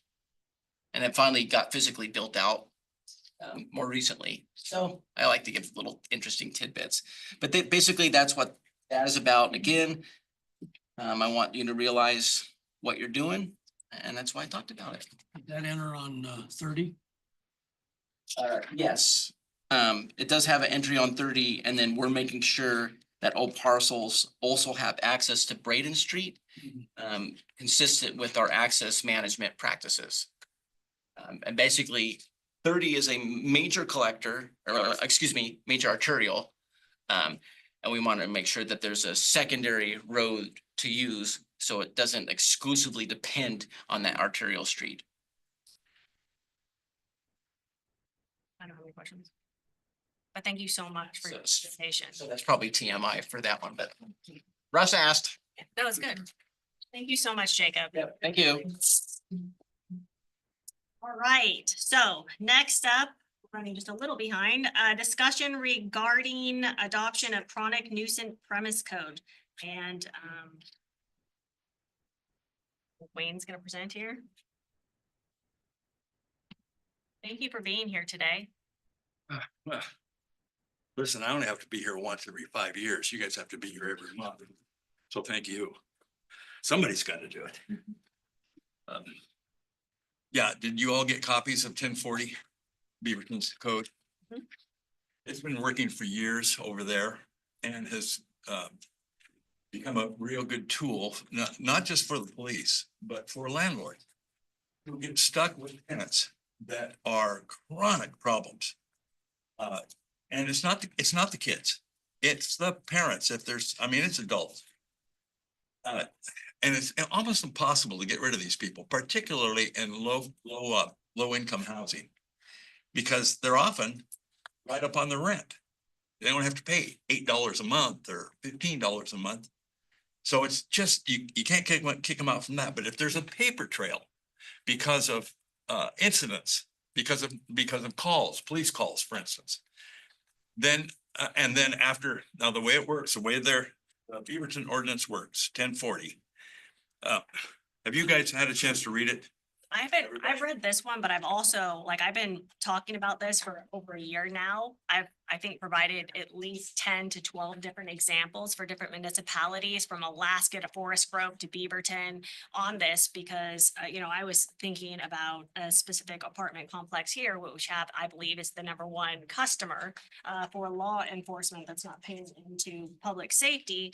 Oh. And- Yeah, and so this, getting people in and there is no ramifications for it. And some of these may seem de minimis, but it also gives the landlord or the investors, the owners, a tool to start possibly weeding out and choosing candidates in a Yeah, better. without a doubt. And, having a progressive scale on how to, there's a lot of repeat calls, my understanding, to even the same type of the same residents, that this could be a deterrent for this. So. And it's unfair to the neighbors that live right next door to them. Mhm. Because they may be perfectly fine people, but the guy next door that's the problem, and the police always being there, they get to where they're afraid to come out of their apartment. Yeah, and to be. They hate it. Be clear, my understanding also from what I have read is that it doesn't include person crimes, right? You don't want to deter somebody to call if there's a person crime happening. These would be more of nuisance claims, right? Yes, and the judge if, you can plead it before the judge, and most of these 10 pages of this ordinance are giving the judge plenty of leeway to give people, a break on the fines or, dismiss them completely, or to raise them if in fact the landlord is complicit in the calls, in the nuisance calls. I think what the mayor's saying is that we don't want to deter people from calling 911 in the case of an emergency because they're afraid of getting charged something too. So that's what I think what you were saying, right? Yeah, and it doesn't include that because, somebody calling for an in-person crime, you want them to call, but definitely like the dog's barking and you parked in my spot. That's not most of the calls. Something off your Yeah. porch. That's not most of the calls we're dealing with on this kind of thing. Yes. So. They're criminal in nature a lot of times. And landlords have a hard time managing properties. It's almost like the concept of private property is nuanced now with our rules and land use, our renter laws and that sort of thing. What this does is this gives a landlord the opportunity to get rid of somebody who's running his entire complex. Somebody who's badgering all of his neighbors, who's just a bully and a tyrant and a thoughtless person, gives them a chance to get rid of him, gives them a chance to go before the judge and say, Judge, there's this much, we've had this many claims, and now I'm getting fined. And this is not working for me. It's not working for the other people in this complex. We need to get rid of this. And this gives the judge the opportunity to say, you're right. The evidence is there. It's costing you. It's costing your other tenants. They're out. They got 72 hours to get out. And that is a tool, and that helps landlords. So is this a ticket that we'd be issuing or? Yes. It would be a ticket. We're talking about a fee for service. So what I had proposed a long time ago with some of these other nuisance policies or ordinance where it's a progressive scale, right? The first call is, a fine of whatever. The way this one works is you get 3 calls in a month. No charge. But the 4th call is $250. You get 4 calls in 3 months. The 5th call, $250. You get 6 calls in 6 months. The 7th call in 6 months is $250. And the judge has the right to raise that or lower it based on his view of what's going on that's wrong. These are going to the landlords, correct? Yes. So it gives them the incentive to get. A landlord that's putting up with this kind of guy, he doesn't mind taking his $250 fine before the judge and saying, Judge, this is starting to cost me, and it's messing with all my neighbors. I mean, this is a very good argument before a judge when you're trying to evict a bad person, and we need it. We just. My question is, are we able to do this with a nonprofit? Because that's one of the biggest. Yes. issues is Oh, that we yeah. can't tax them. We cannot do a lot of things. No, you can do this. You can do this with anybody that's got land that rents. And here's why I recommend this ordinance. I think Ashley, our city attorney. Yeah, has she something wanted to say. chime in real quick. I don't want to interrupt though. Go ahead and then I'll respond or provide information. What I was gonna say, I can maintain it for. Sure, just go ahead. Go ahead, Mike. Just what were you gonna say? I was gonna say, 20 years ago here in St. Helens. And most of the people are probably dead that remember this, but we had our own ordinances that we had crafted over the years and worked on, and, you know, mill workers and building or business owners and mill managers and teachers and plumbers had worked over and developed our planning code, and we were pretty proud of it. It represented hundreds of hours of local people working these things over. And in one decision, we threw that completely out and adopted, I think, I can't remember, who was it that we adopted? You guys, were any of you here? It was, I think we adopted Tigers. Complete code book. I mean, it was the most bizarre thing. You guys know Aggie Peterson. Aggie was in here just arguing with all of her own gumption against it, but she did not win the day. It happened, and that is a lot of your ordinances. A lot of your ordinance that you're reading for the St. Helens code is not really ours. It's another town's. And the reason I'm recommending this one is because Beaverton has been using it with success to clean up their neighborhoods, clean up their apartment complexes, to get rid of the bad apples that make for a horrible life. We're having as many as 10 calls a day in some complexes for police services. And that isn't just a call where a policeman goes in, sees what's going on and leaves. No, in a lot of those cases, it requires paperwork and reports that take an unbelievable amount of time. And court time. And court time besides, yes. And everything goes along with court time. Well, with Portland being short-staffed on their officers on the streets, and they are, we are going to lose really good policemen to other jurisdictions because we're asking way too much of them. This gives the policeman a tool as well. This gives him an opportunity to just basically issue a citation, and he can tell you have a court enforcement guy.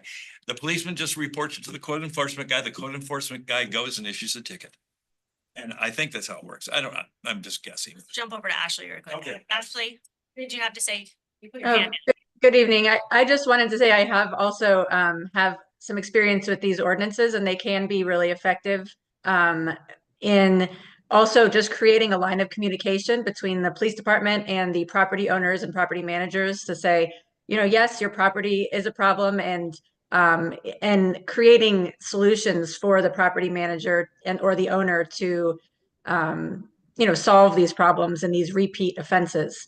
And so I like what staff is presenting as far as using a city ordinance, and also, checking in with Beaverton, finding out what they like and what they didn't like, updating this particular code to incorporate those ideas, and looking at other cities too to see what successes they've had. So I'm happy to work with staff to make that happen. And I've seen these things can be effective to just help when there is a problem property that has a lot of calls for service and just is spilling out into the neighborhood. These can be good tools. So like some of the things that I've been pitching this for a while again, because I just feel like we need to have something in place as a tool. There's a couple of things that pop up. One is administratively, how would this be managed? Obviously, that would need to be addressed, because want to make sure that and realizing that the staff is also very, their span of control is only so much. So how that would work, if it would only be citations that are issued through the police and then go through Lindgren, the court, the municipal court, how that would work, I think that should be considered. I think that's how it goes. But I guess the one thing I have, when I looked at the other municipality examples, it was the stuff that you're looking through on the definition. Some of the stuff, right, as far as gambling offenses, littering, noise, arson related stuff, or, I just have this part, I guess, that I have trepidation about is, issuing a ticket. Let's say that I'm gonna give a hypothetical, right? A single mom that's that has a no contact order, there's a restraining or whatever the case is that has domestic violence issues, somebody shows up. I also get concerned that that individual may be concerned to call the authorities because of the fact that they would be issued a citation because. They wouldn't be issued the citation. Who, It's a landlord that has issued the citation. yeah. And if But would they be afraid to call? I guess what I'm getting at is would they be afraid to call if in fact their housing then becomes in jeopardy for themselves and their children? I guess do you understand that piece of it? So I think. I think a judge, that there's enough room in this. The judge, this is not 3 strikes, you're out here. This is where a judge can make these decisions. I mean, he's not gonna throw some woman out because her husband's a maniac and he's not gonna do it. Reality is this is our ordinance. We can cherry pick the best things that we feel fits this city based on all the different examples that municipalities are already utilizing, right, across the US that are effective. So, I mean, it doesn't mean that necessarily we would have to adopt this to the T, but we could take, a council could agree everything except for like sexual abuse or something like that. We could actually build it and not just necessarily cookie cutter. Yeah, I like that. And I think, consulting with the police to see what issues they're seeing and what would be helpful for them to help, have some type of enforcement there for those issues that they're seeing out there on the streets.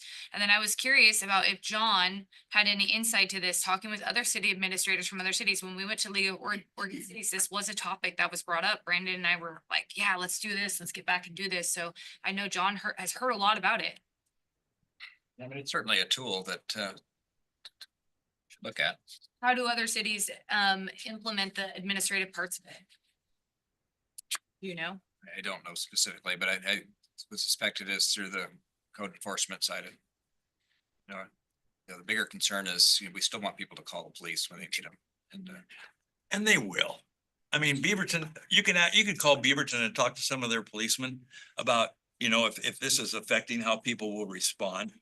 They would know. And certainly if it had come up by now, they would have modified their ordinance. Hey, Poe, you're sitting over there. Can you chime in? Yeah, you read my mind, both the mayor and the council president.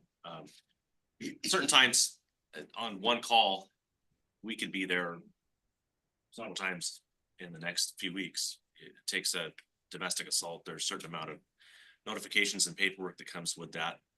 We may show up the next day to photograph injuries and get an update on that. We may be showing up the day after that to get a doctor's report on the extent of the injuries. We may be showing up the day after that to DHS for the kids, and the day after that to deliver a subpoena. So I spoke with a gentleman by the name of Jeff Williams. Significance there is he works for CIS and he's a former Beaverton PD captain and had some familiarity with this ordinance. And I think it's just one of those things where an ordinance worded the right way and the correct optics and the correct messaging to it can be very effective. But I think I agree with you that you need to be really careful about any kind of message sent, which can get misinterpreted. Geez, I don't really want to call, the landlord's already on me and we don't have any place to go. And so the officers, when they go and solve a problem, what do they say when they leave? They say, well, call us if you need anything else, or call us if he comes back, or whatever it is. And we got to be really, really careful about how that's messaged out to certain people. But when I look at this ordinance, my first take was something like an arcade that there's been drug dealing, there's been a bunch of fights. This applies perfectly to that. When you talk about dwellings and families, it's just a little bit more tricky. I think it can work, but we got to be careful. About it, I don't see here that it also includes like false alarms and things like that. And that's really what sparked my interest in having the nuisance is, my understanding is if there's maybe some places that have repeat issues with false alarms. So when there's a false alarm, it takes, people, officers going to those places and having to go canvass the place and making sure it's clear. That takes a lot of time when it's a habitual issue. So that progressive scale was also something that I had in mind when I initially started doing research on this. Yeah, and we actually have some wording in one of our ordinances about. Use it. Yeah, Oh, there's a yeah. spot, there's a placeholder. Yes, and so what it's done, I think in Beaverton and some other cities where if you go to an alarm, each alarm of course has a permit. And that permit is documented in the CAD when they clear the call, and then that is used by the city for billing later on. We just have never pushed that. A progressive fee schedule for false alarms that are taking time and effort from the public service rather than actually either doing employee coaching or fixing the issue with the alarm. Right, and some of them, it's not even progressive, it's that there was no response at all. So again, it's how you're gonna message out. So I don't see any of that language in here. Like, I really, really embrace this concept. I think that this is a great concept. I think that just like anything else, St. Helens is unique with our characteristics and our people here. And I think that we can definitely work on putting together an ordinance that fits us and the messaging one out. And I think there should be a good collaboration with, Chief Hogue and Ashley and just making sure that it works for us as a city. But I personally am all in favor of this. It just feels like it needs to be right. And I worry about people being afraid to call the cops. I definitely don't want that message to be out there. Yeah, Jeff Williams talked about, he remembered that they had some kind of a flyer or form that the police would put in a mailbox and the landlord that said, hey, we were there. That way the landlord knew that they could follow up on what actually happened. So some of that is the officers go handle the call, you're dealing with the actual call, and the landlord just may not have the information. And so that's one thing I think we could develop, just a notification system for landlords, so they're in the know.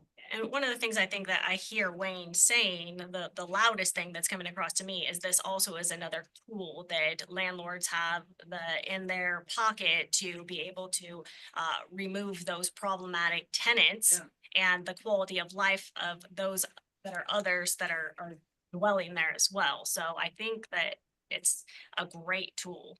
I think the owners of these complexes, whether they're government or private or whatever, if they're gonna get the bill, because they're gonna pass it on, these operators that are operating that.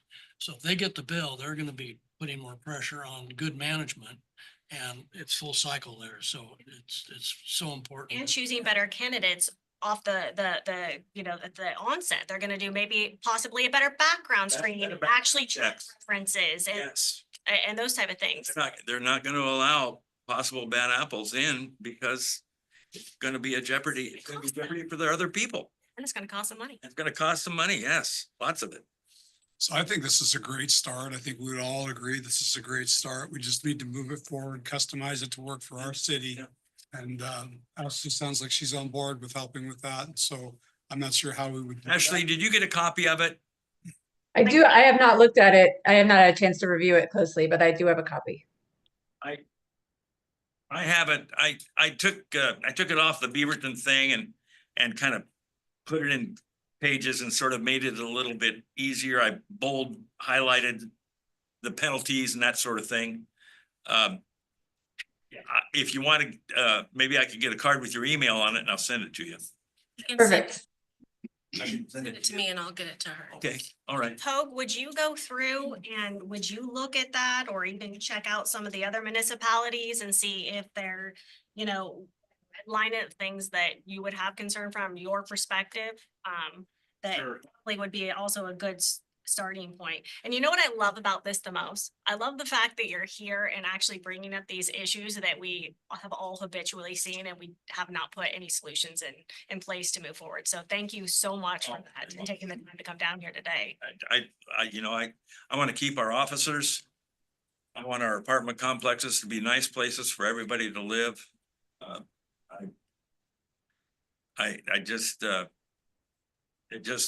I was so happy to find that there was something like this already out there that has some mileage on it, where you won't be getting broadsided. You can actually modify it after you approve it, There's no recreating the wheel here. We have tools that we spin off, but I think that I can probably speak for the entire council that it's pretty exciting having people come in already that are bringing concerns and even potential solutions that we can, I think we're all very committed to trying to better community here. So One more thing that I think just for the chief is maybe implementation of it.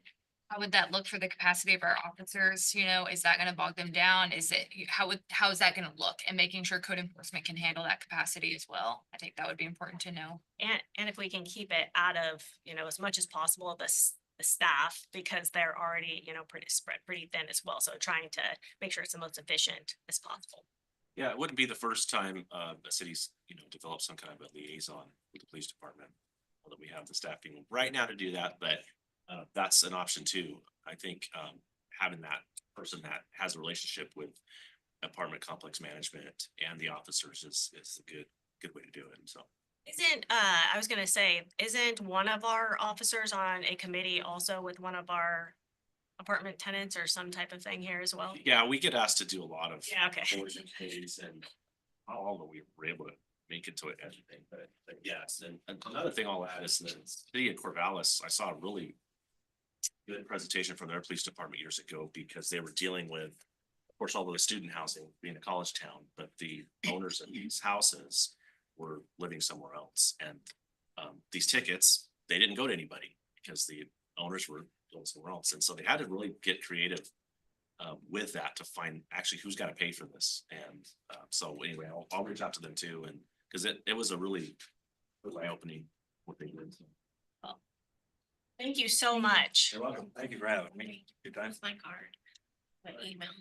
All right, so our consideration of application for Tammy Megra of Odd Friday Talk Radio and St. Helens Update to qualify as representative of the news media to attend council executive sessions. And Ashley, do you want to chime in? Sure.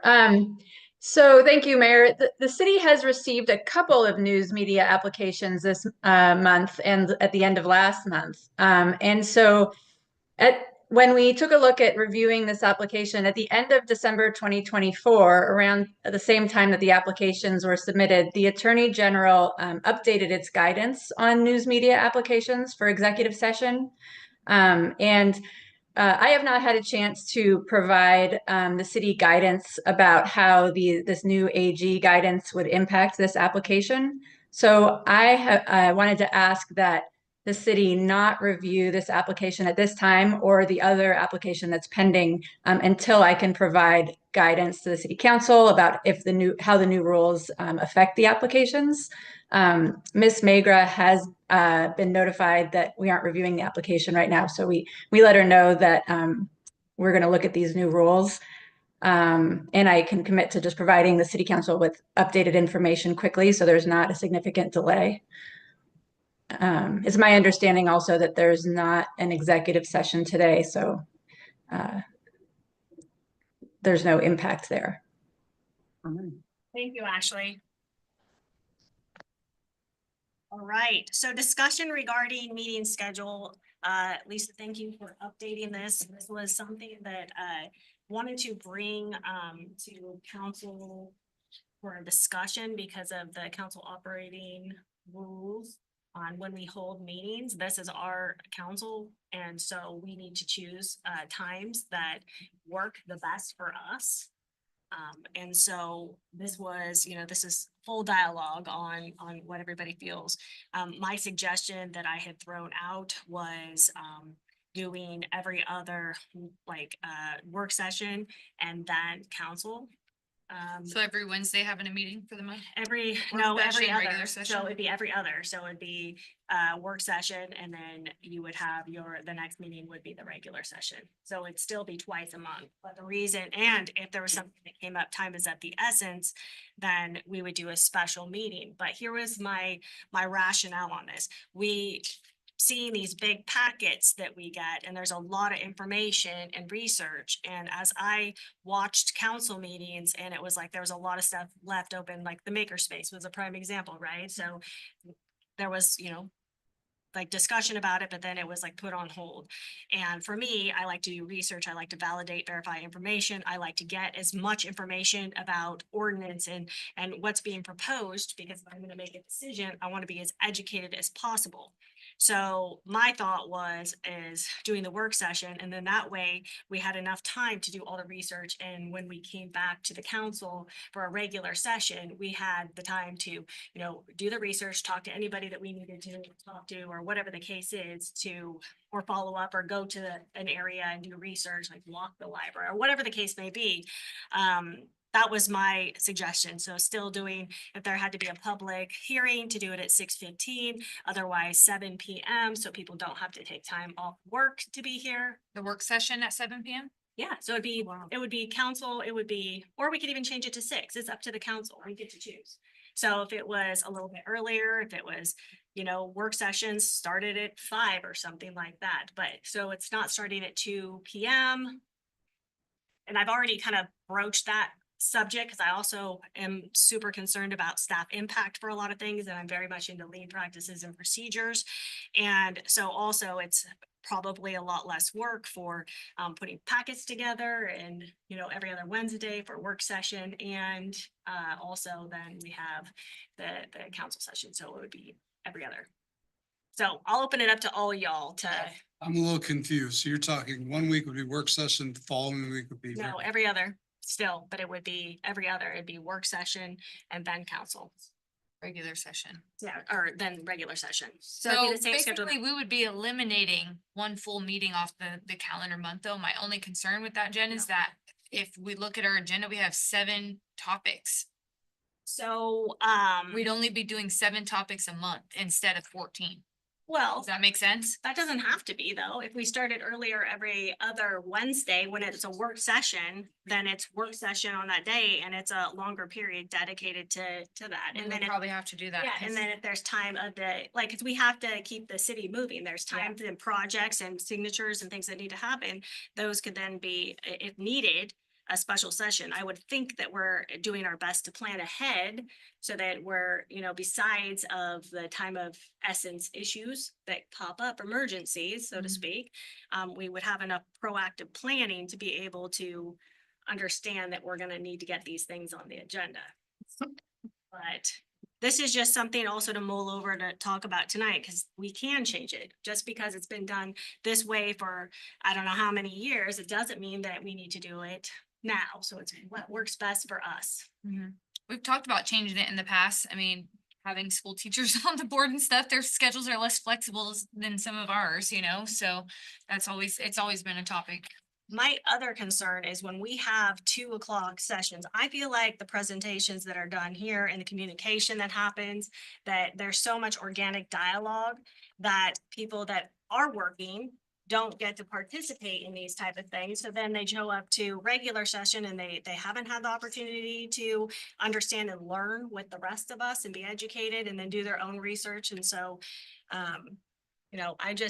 I've never been a proponent of the early morning or afternoon meetings for those reasons. If we're dedicated to provide the transparency, to citizens, that goes with education too, because there's a lot of misinformation out there.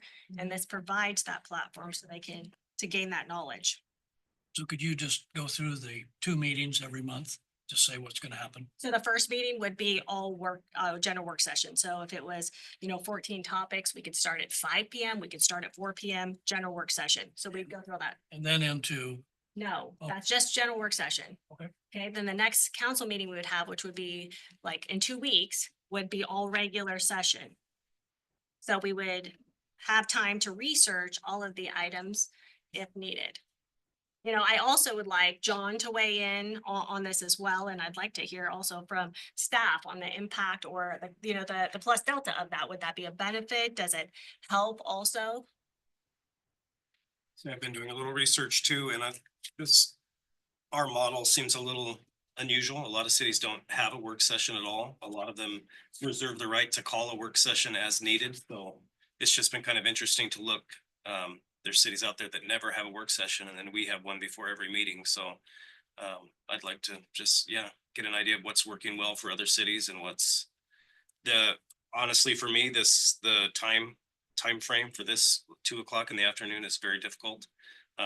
My job has been great to kind of work around it and let me work with it, but it is difficult to be here at 2 o'clock on a Wednesday afternoon. And like you say, I know there's a lot of people that would like to, citizens that would like to provide input. And I'm thinking it would be great to see school students and high schoolers that would be able to come to these meetings, and they're not able to do that when they're in school. So I think just weighing so that it works best for the current council, that also works well for the staff and works well for the citizens, finding a kind of a happy medium.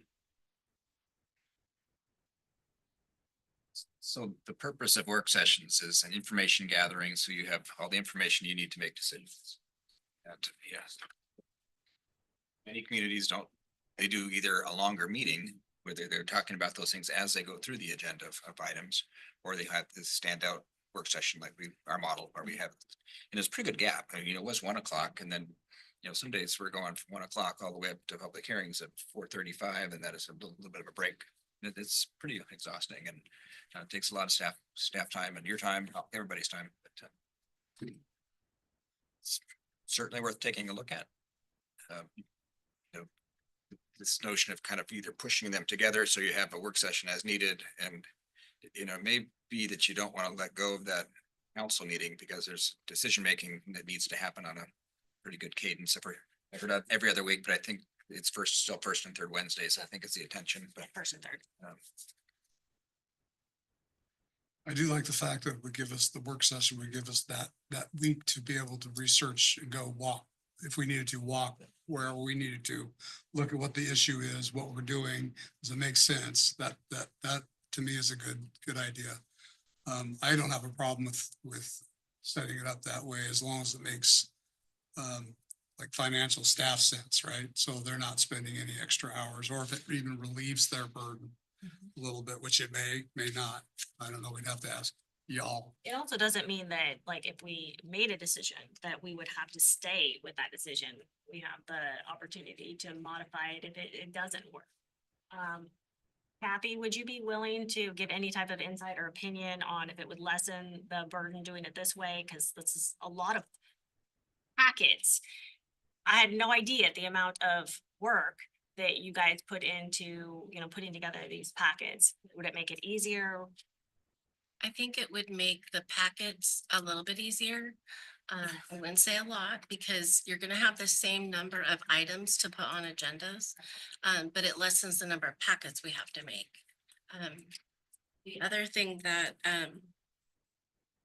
I think needs to be considered is we have a city administrator form of government. We don't have a city manager form of government. A lot of the other cities that you see, the way they operate is city manager forms of government.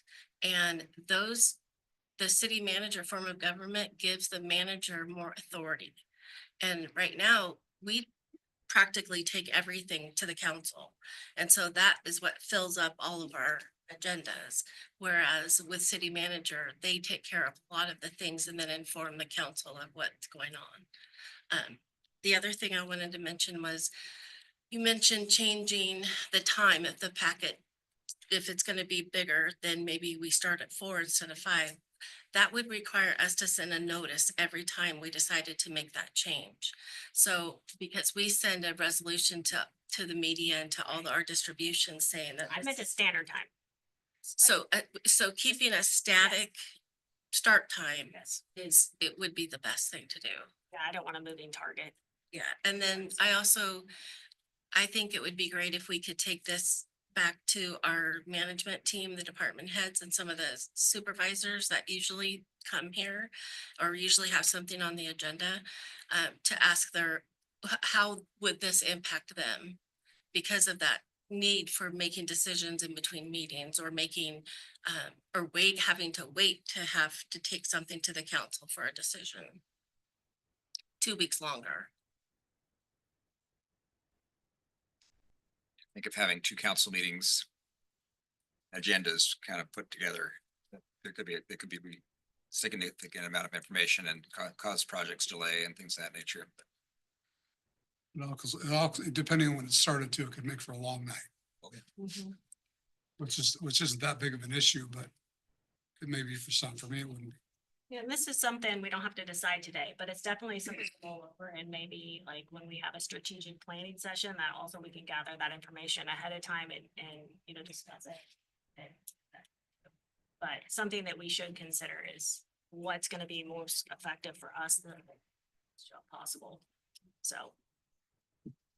Saying if we do decide this current model is working, even moving it an hour later would be very helpful for me. That's just me speaking. I don't want to speak for everybody, but it would be much easier for me to be here and participate, so. I have a lot of flexibility. I don't know about you. I don't know about anybody else. Russ seems to like he's I'm retired. unemployed. Yeah, so I would be fine with any start time as long as it took, you know, like you don't have to rush out or, you know, be accommodated by your work or whatever. So I don't have a problem with any of that. Although I wouldn't get off work early. I think that like maybe the council was agreeable that we could, you know, table the overall modification of the schedule, except for maybe we could, you know, accommodate Counselor Sundin by, you know, changing at least the time an hour back for right now so that it's less of a burden. I think that's a pretty simple thing, the 2 p.m. versus, or 3 p.m. versus a 2 p.m. I don't know, staff wise, if there's any significant impact that you anticipate there. I think for me anyway, there's usually enough of a break in between meetings to where it's. I think that there may not be a lot of break in between those meetings if we leave it as is right now, though, starting at 3, because a lot of times we'll see ourselves barely getting done at 5 and then coming back at 6:15. So that's just something, I'm not necessarily saying that should say no to, I'm just something to think about, that we may be stuck here from 3 till 9 o'clock. Especially if I'm long-winded. Until we split it up, like you Yeah. were saying, which would be definitely ideal if we were gonna split it up, because we wouldn't. The whole idea for me for splitting it up get is stuck going. literally being able Yeah. to research all Yeah, the yeah, information. yeah, that's definitely, I think everybody here agrees with that part. There is information that, Oh, you know, yeah. I obviously spent a lot of time like going back through it, and so. I think that part is the biggest thing for me, because I am not interested in rubber stamping anything, not saying that that's anything that's happened, but for me personally, I like to read, I like to do the research and feel like confident in what I'm gonna give, so. Okay, If I can Yeah. add one other comment, Mayor. You know, just because it's on the agenda in the work session, the council doesn't have an obligation to on it in the evening meeting. You can easily carry it forward to a future meeting for action. But a lot of times that does happen where we just heard about it in the work session, and then if we don't vote on it at that evening meeting, then it causes a disturbance for somebody, which we don't want to do. And there's issues that are timely, like grant Yeah. grant applications and things that are, finance. Yeah. related or That does happen sometimes, so. Projects, those types of things, but carry things forward if you're not comfortable with it.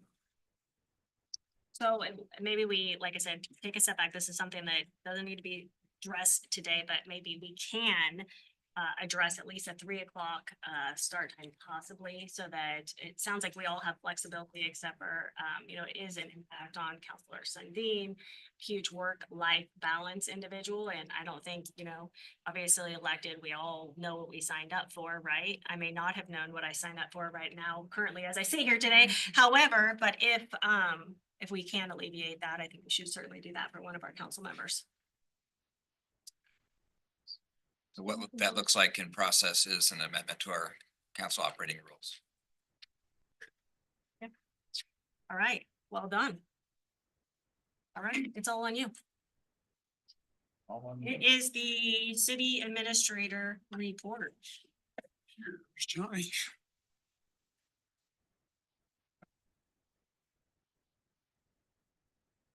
Well, welcome, everybody. First meeting of the new year. Riverwalk, the waterfront, water redevelopment district here. Our waterfront district projects are moving along really nice. We had a huge pour today out on the plaza here. If you haven't had a chance to go out and look at it, you can just see all the way across out there. It's very, very nice. Big piece of concrete going down. Earlier in the week, Public Works came in extra early on the St. Helens intersection and First Street up there to replace a water main valve. They wanted to minimize the disruption to water services. They came in extra early in the dark, got it all set up, and done a couple hours ahead of schedule and the water back on. And what that set up was the contractor moving in and doing the big pieces down there. They're gonna do a full concrete intersection. It's gonna look like every other one of these intersections, except for that it is ground zero riverfront district right here. So it's gonna, they're gonna have to close this intersection down next Tuesday, 21st, to get that done most efficiently. It's concrete cure times, so paver bans, all of the pieces of that. And we're gonna have to reroute traffic through the riverfront district here, or the River Street will come up here. In front of the courthouse will be a two-way access. People will come up and go through the 2Cs, in between 2Cs and out up onto Second Street right there. There's still local access. It'll be a huge disruption, the biggest, and a lot of these, there's a lot of fatigue here with this project, and some of those people in that intersection, that's where we started the project, but they're gonna work to get out of there as fast as they can and get back to intersection back open. All of the underground piping and things we've been working on that don't show, I think there's like 20 something people out there today. So you're starting to see finished progress. Imagine what it looks like. And Mayor and Councilor Hubbard and I went down and toured the waterfront and saw the landscaping and the seat walls and all. You can see that it's coming together and looking really, really nice. I had to check in with Treadway events. They came in, broke down the Christmas events and made a little bit of mess of the plaza, but we're gonna figure that out. Just because it's so soft out there. It's not somebody to go to, cookie cutters out in the plaza. That was the machinery required to take that down. But they are working on a full, the 13 nights, the Independence Day activities, even looking to summer and fall and some events. And it's all going really well. In tonight's council packet, you'll see a lease agreement for the Masonic Building, which is a continuation of the last two leases. It's a 3-year lease.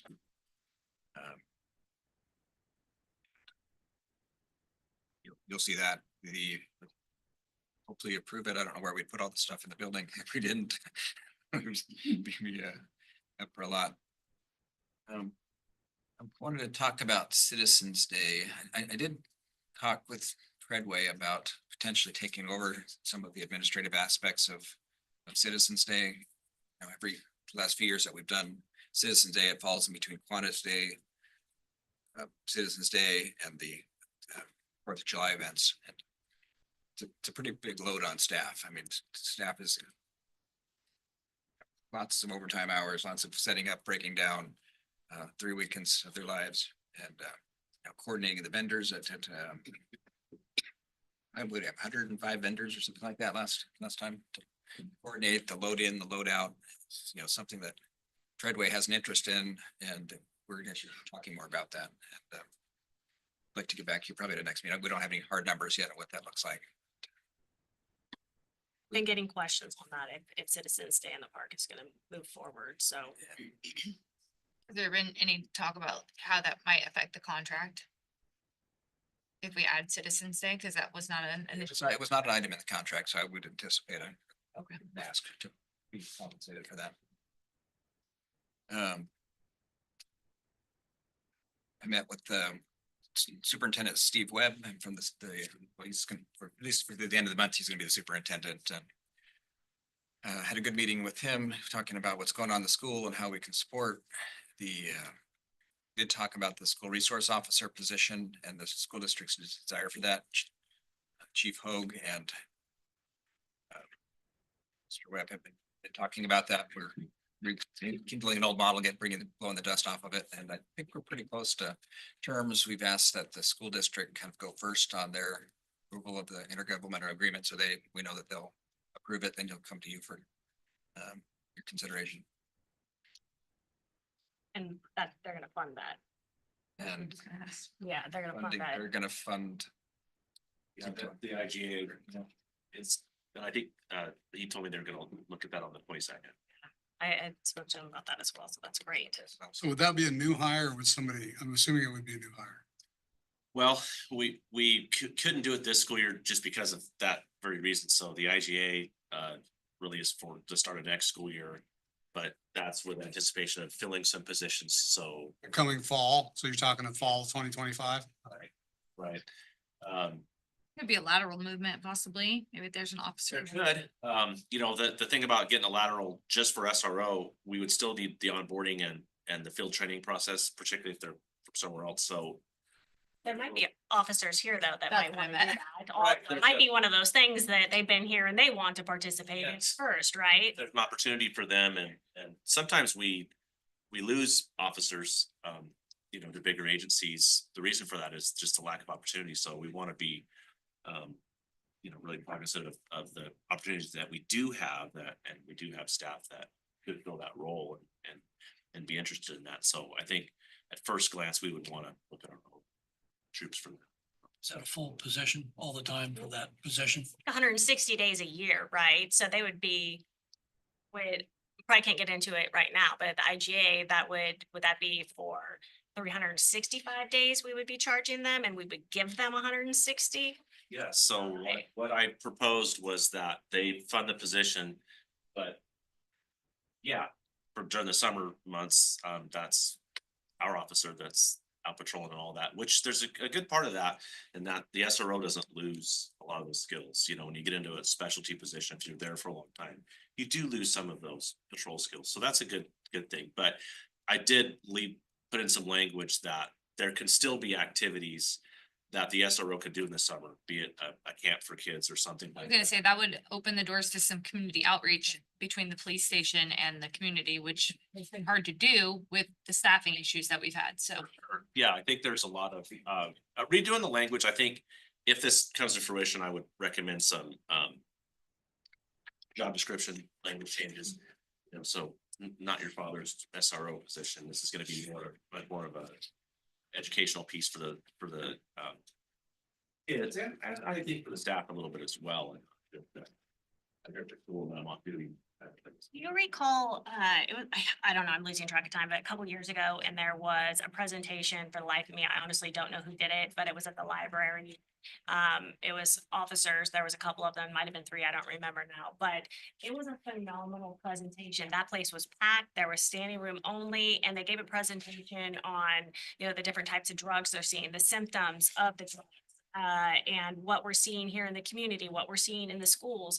And, you know, obviously that would be, you know, a decision not for us, but to have that type of thing also, maybe that's a position or a part of that job description is holding those town halls. Because I mean, people were in the parking lot for a very long time talking about how amazing it was. People, I mean, I run consortiums and I learned so much during that. And that would be a wonderful part of, you know, the community policing aspect if we could bring some of that back, and especially for parents that there's some crazy stuff out there that, you know, would be nice to educate them and even kids that are showing up. Like, Sure. public health does a lot of that stuff right now too, and there's a great opportunity for partnership with public health and so many different entities that the police could help. And so, yeah, endless possibilities. we just need the staff. Need the staff. We need the people to make it happen. Okay, back to you, John. Sorry. Yeah, I gotta go back to the tourism related kinds of things and conversations with Treadway. One of the programs we've looked into adding to the summer event series is a Hometown Heroes, a banner series where you, it's an application form. It's pretty off the shelf kind of a program. And the banners you see on these local poles could be, you know, veterans have served, military veterans and such. I think that's pretty easy to do. I think I'm pretty excited about that, and maybe add it to the downtown as part of the revitalization here, showing patriotism and civic pride. So Maybe Counselor Sundin could also give us an amazing presentation during that period of time as well. Loves to present, don't you?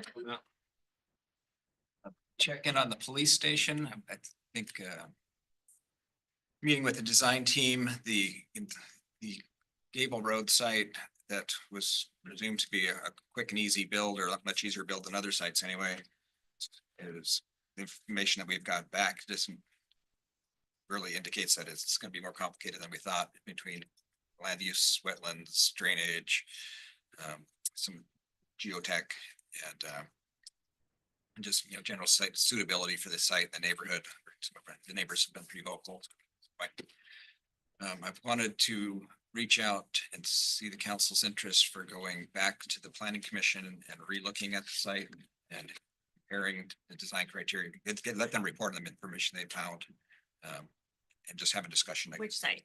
Of the Gable Road site, and then we'll go through the whole site selection process we did before, because that was a new one. They are available on next meeting at 6 o'clock to have a special meeting. And so that'd be February 5th.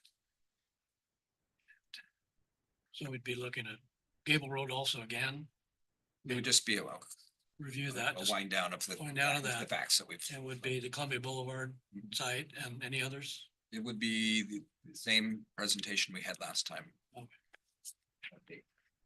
Unless you want to add another, add a site, but that's. So if I recall, there was an approval to spend, I think it was roughly $200,000 for a feasibility study. So we have not at this point spent any of that money to do anything like that on Gable Road, right? We've done what was directed, and that is a survey, wetland study, geotech, and environmental. It's not, it's much less than 200,000. Okay. But we'll have the results of that We'll just, to discuss with the planning commission. Okay. We can do it twice if you want, but it seems like it'd be No, efficient. no, that sounds good. I just want to make sure that I'm hearing you correct. So is everybody available, obviously on the 5th to do that? So we can have John set that up so we can do this in. It's on a regular day for us. Right. Regular day, it's just an hour earlier than the evening meeting, so it's should be. Yeah. Check. As well. Clarify though, I mean, do we know the sites? You said the last time, they did last time, what were all those? That was the Columbia Boulevard, 1771. It was the existing station. It was, It was the rec center. yeah, the rec center was on there Or the and the next to the sheriff's office. community center. Sorry.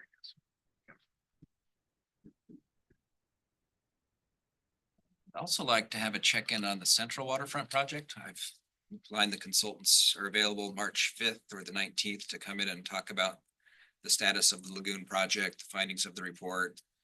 And, there's been some criticism that we're keeping it a secret. We're not, we're just kind of paused on there.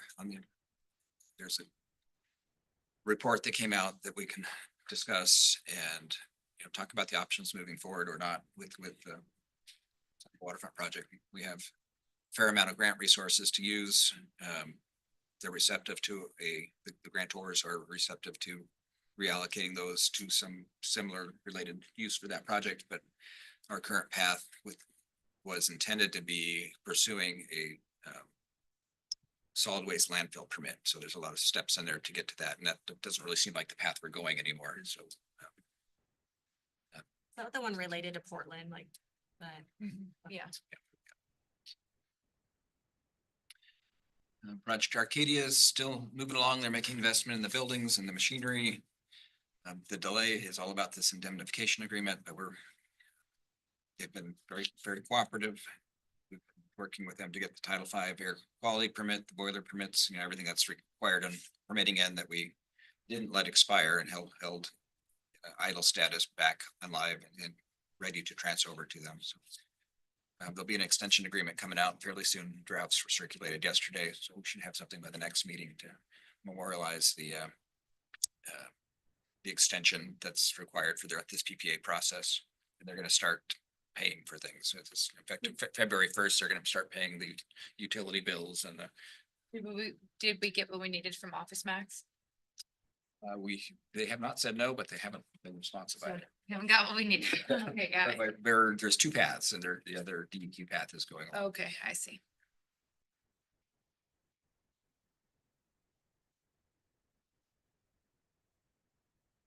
Yesterday, we had a meeting with department heads, divisions, supervisors, and some staff to do essentially what we're going to start the beginning of what we're intending to do in the retreat. We all took this DISC personality assessment. Rachel Berry led us through this exercise, and we talked about the, the state of the city, how tough it's been lately, and it was fantastic.